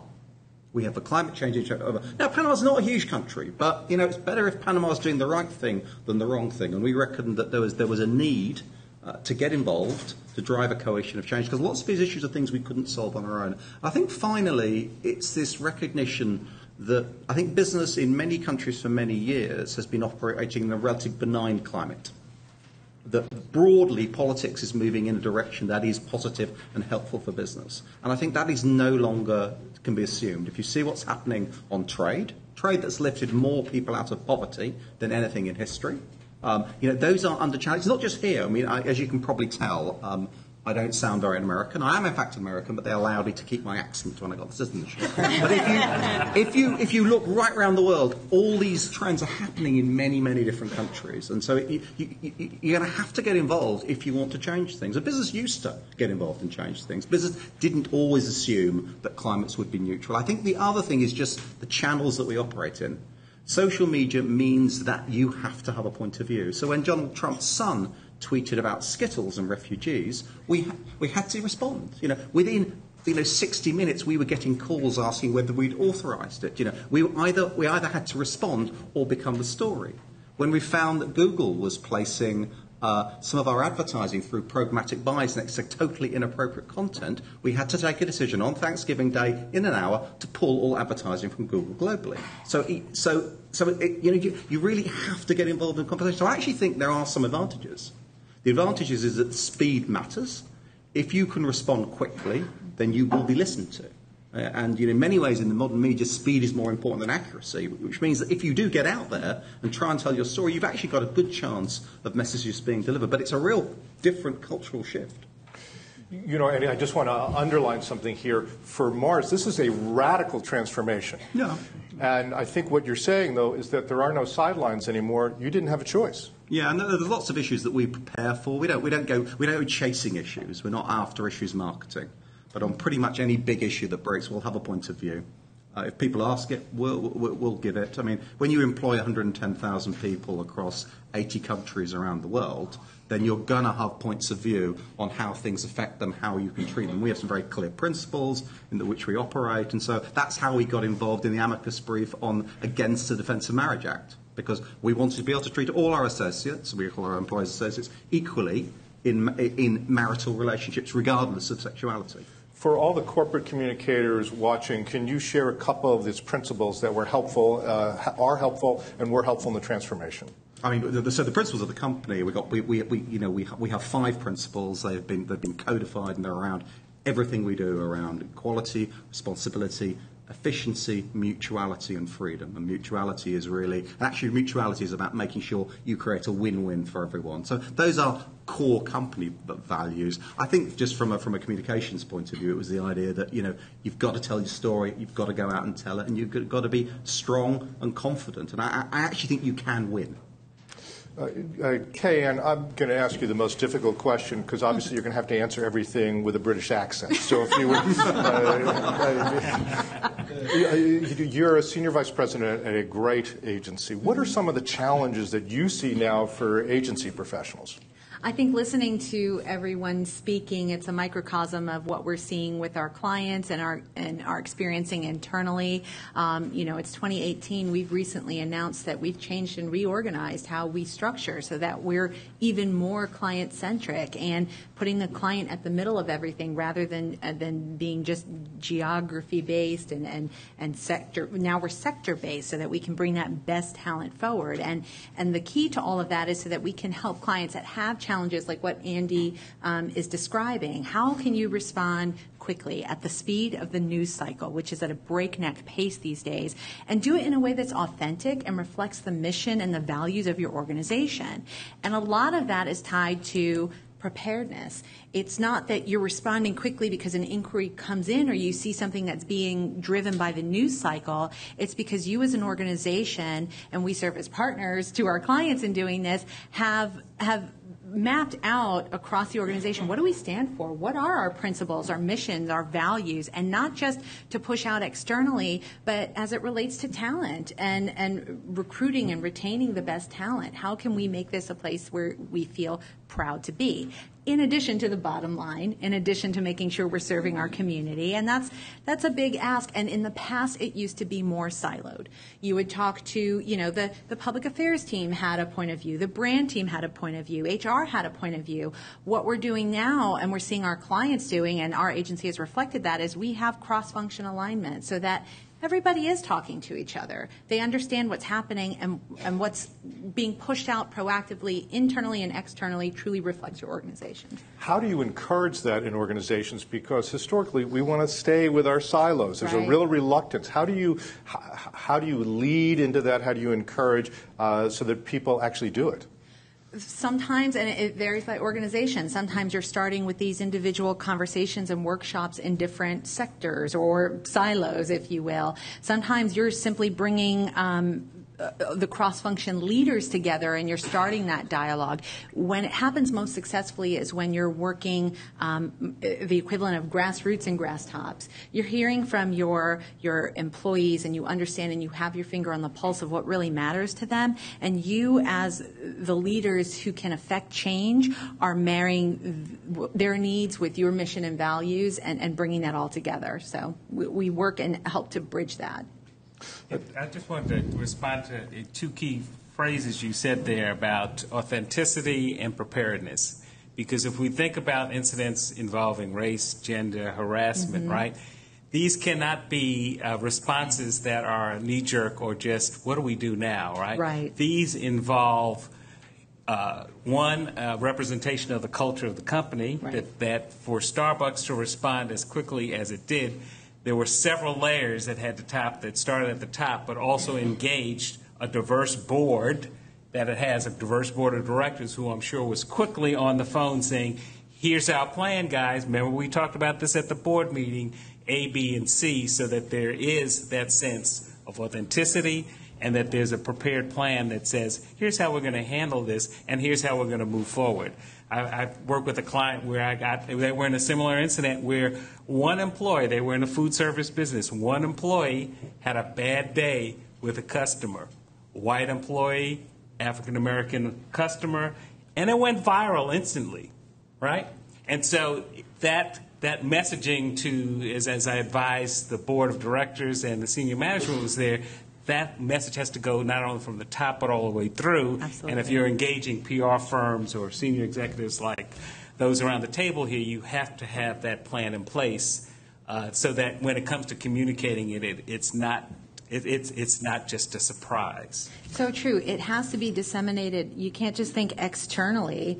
It has to be disseminated internally, and not just disseminated, crowdsourced, and what is really true, what reflects your organization. And that's where you see these successful fast responses in these situations, and it mitigates and neutralizes the situation as well. Doug, so here we are, and I do want, Neil, if there's time, I want to get back to the Starbucks question because I think that raises a lot of issues in terms of standards. But Doug, you have been politely allowing us to ignore you for the last 17 minutes, and we greatly appreciate It's been a that. relief, actually. So video has an outsized power today, both because it allows us to see other people in the way that words don't, but also because it dominates search so much more powerfully. Yeah. Talk about the role of video in trying to address some of the issues of lack of trust that exist. Sure. Well, I think a key element of video involves preparedness that the panel's been talking about. It also is about consistency of message. The silos have broken down completely. We saw it in the political realm. You can't go to New Hampshire and have one message, go to Iowa, have a different message, because every message is everywhere instantaneously. It also comes from something, and I think this all of you can relate to. A client will come say, okay, I want to be in the Wall Street Journal, I want to be on CNBC, and they've got nothing. And a point NECA made earlier, which I think is so important, is the importance of local, which is often overlooked. A key mistake that when Sarah Palin was trotted out as vice president, forgetting the politics, the communication, they held her aside and then let her do Katie Couric as her first interview. She was woefully unprepared for that. Instead, what they should have done is taken her to local markets where the local morning news anchors would have been thrilled to have a vice presidential candidate on. She would have gotten softball questions. She could have honed her messages. And I think from a CEO perspective, when you heard the stat before, you've got to try out in the minor leagues before you're ready for major leagues. And what we've got in this current environment is you're going to be thrust into the major leagues, whether you like it or not, and it won't be your own choice. So if you built up a platform of trust, have you built up a platform of information, have you tried to set an agenda and made that clear so you'll get the benefit of the doubt when an issue comes up? And maybe there'll still be haters out there, but you'll at least be able to get your message out and get it heard. Even if you look at something like this from a B2B perspective, I believe we have more than 1,000 people watching it online. How many business CEOs are taking their prospects and saying, let's get a panel together to talk about important issues addressing in our industry, that you get this one-on-one connection to use video that way? How many are starting small, doing different types of things to get out there? How many are creating messages that they regularly share with their employees and others? So there's that consistent idea of what they're about, because it's hard to misinterpret when it's right there in front of you, versus allowing it to go through the media filters, as we heard from at the last panel. And Doug, I just want to emphasize the importance of the point you talked about in terms of local. I think one of the distinctions between why the Ronald Reagan White House was so effective at communicating where the Carter administration had not been was specifically because they had so reached out to local media and made such an effort there. So I think it's a really important point to underline. And to that, there's much discussion about Sinclair and its role in the 2016 election. I happen to know the Sinclair political reporter, chief political reporter, who works at WJLA here in Washington, and he had told me he was begging the Clinton campaign to put her on, and they refused. So, Trump's team said, hey, we'll make a deal. We'll be fully accessible. Anytime you want us, you got it. Her team was like, no way. And, she got shellacked there. That ended up being the margin of victory in key markets. So I think you really do have to pay attention. And, larger corporations have always focused, okay, we've got a plant in this market. We have to make sure we do something there. But there are lots of local markets where your product is purchased and used, and you have to be aware of getting that message out there. Video is clearly the dominant way to do that. So, Doug, let's work backwards. And unfortunately, we only have about 6 minutes, and we have Sure. 6 people. But solutions. We've spent the afternoon talking about a great many of the challenges. What are some of the solutions you see for getting us back to higher levels of trust? I think we're actually already seeing it, and I guess I was cast as the optimist before, so I'll keep that going. And there are 2 parts to that. Businesses get it. They know who their customers are, and we've had periods of time in our country where the government and political process has been ahead of the business environment in decency. That's reversed, and now it's the businesses are leading in decency. Their employees are demanding. They know what they want. So I think, that's a key part. The other thing, as I alluded to, is the younger people. If you spend any time at an event, and I was at a former neighbor's bat mitzvah, daughter's bat mitzvah, you hear these kids and what they're thinking and talk to them. They're just amazing. They're thoughtful. They're giving. They're caring. So I think the future, there's a lot of really positive things of young people getting engaged and demanding place. And any business that is half intelligent has to cater to that environment, because that's what's coming, or they'll be going nowhere. Kayanne? I think it's a build on what Doug's been talking about, and it's knowing your audience, or if your customer, and whatever that means, and that's in a number of different ways. How do they consume information? How do they consume media, and meet them there? What are their mission and values? Because when we talk about preparedness, there's a myriad of issues you can be prepared to talk about, but what does it make sense to actually talk about? You can have a position on gun control, you can have a position on marriage equality, but is that something that your audience cares about? And if it is, by all means, and it reflects the mission and values of your organization. If it's not, there's no need to go out there and push it out there. Make sure that you're focused, you know your audience and what matters. And that audience, one more thought on that. The audience is both your customer or, your target, your constituents. It's also your internal audiences. And make sure that your team reflects that there's diversity and inclusion. And we're in the business of public relations, many of us on here. You have to look and understand the public so that you're effectively communicating with them. Andy? Well, I think I'm a natural optimist. I think there have been decisive shifts that have happened in many countries and very much within the business community that, things are just, they're not going to go back, and they're not going to go back. I think that those trends will continue. You see that on sustainability, you see that on many diversity issues. Is enough progress being made? Of course not. But have people made decisive choices? Yes. I think the second thing is that what's happening in politics represents fundamental challenges in society that have yet to be resolved. And so the political class needs to address the challenges that are creating this kind of rise of populism. And it's not just here, it's a whole bunch of places. But I think that naturally has to get back.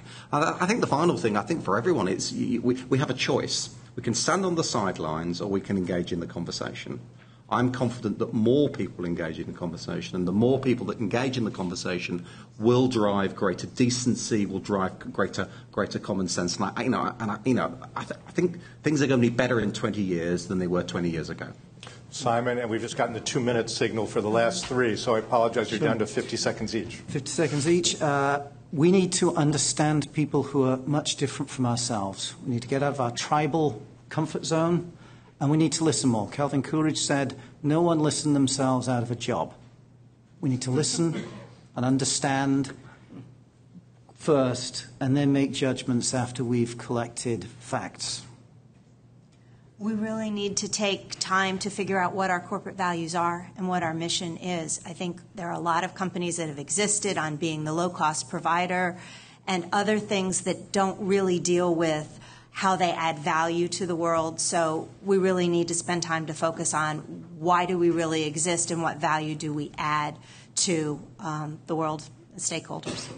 3 quick points. Take a breath. Sometimes we have to step away from the phone and the computer and breathe and listen. 2, we have to hold each other accountable, ourselves and each other accountable when it comes to discussions of race, difference, and our communities. And we have to hold our public officials accountable. That's our hope, to let them know that we actually are listening. We care about our own lives, our families, our communities, and we know that has a direct result at the ballot box. That's where we have to step up. That's our responsibility. Well, I want to thank all of you. Certainly any day that we can quote Calvin Coolidge is a good day. So thank you all. Round of applause for our panelists. Thank you so much. To ComPro, the Schar School, Doug Simon, and his great crew. Thank you all so much.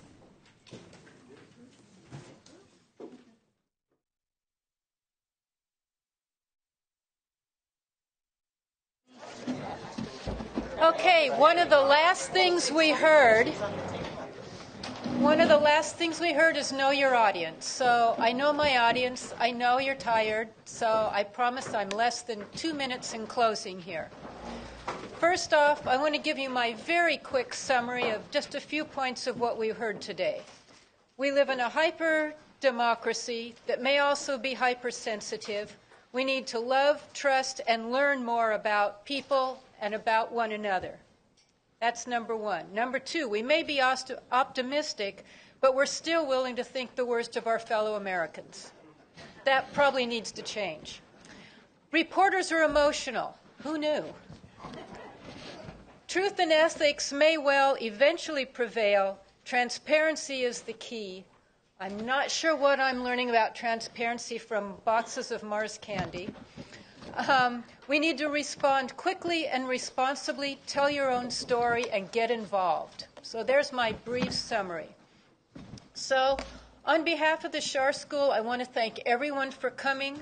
I want to pick out just a couple quick people to thank especially. For instance, Ty Cobb for being here as one of his very first things out of the box, shall we say, and leading everyone in a very prepared set of speakers all. I want to thank our speakers and partners who so skillfully assured that everything moved along with a lot of ease. And I want to pick out 4 people in particular. Doug Poritz, who was here, yes, there you are, for bringing this idea to us in the first place, and who suggested this venture to us at the Schar School. To Faye Shapiro, Michael Farr, who worked so diligently to work with us and assure this really would happen. And, of course, to Doug Simon, who so ably guided us through all these panels. Finally, I want to point you to one other resource on this topic. As you may know, in the fall, the Schar School launched the Michael V. Hayden Center for Intelligence, Policy, and International Security. And yes, I do mean that Michael Hayden.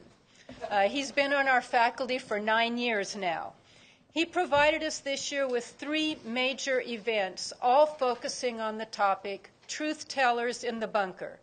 The first was subtitled, Evidence-Based Institutions in a Post-Truth World, which was a discussion between General Hayden, James Clapper, Jack Goldsmith, Nicole Wallace, and our Dean Rozelle. It was an excellent discussion and supports many of the things that were said today. So I would encourage you to go to the Hayden Center website and see the video of it. If you're not sure where it is, the director of the center is right back there.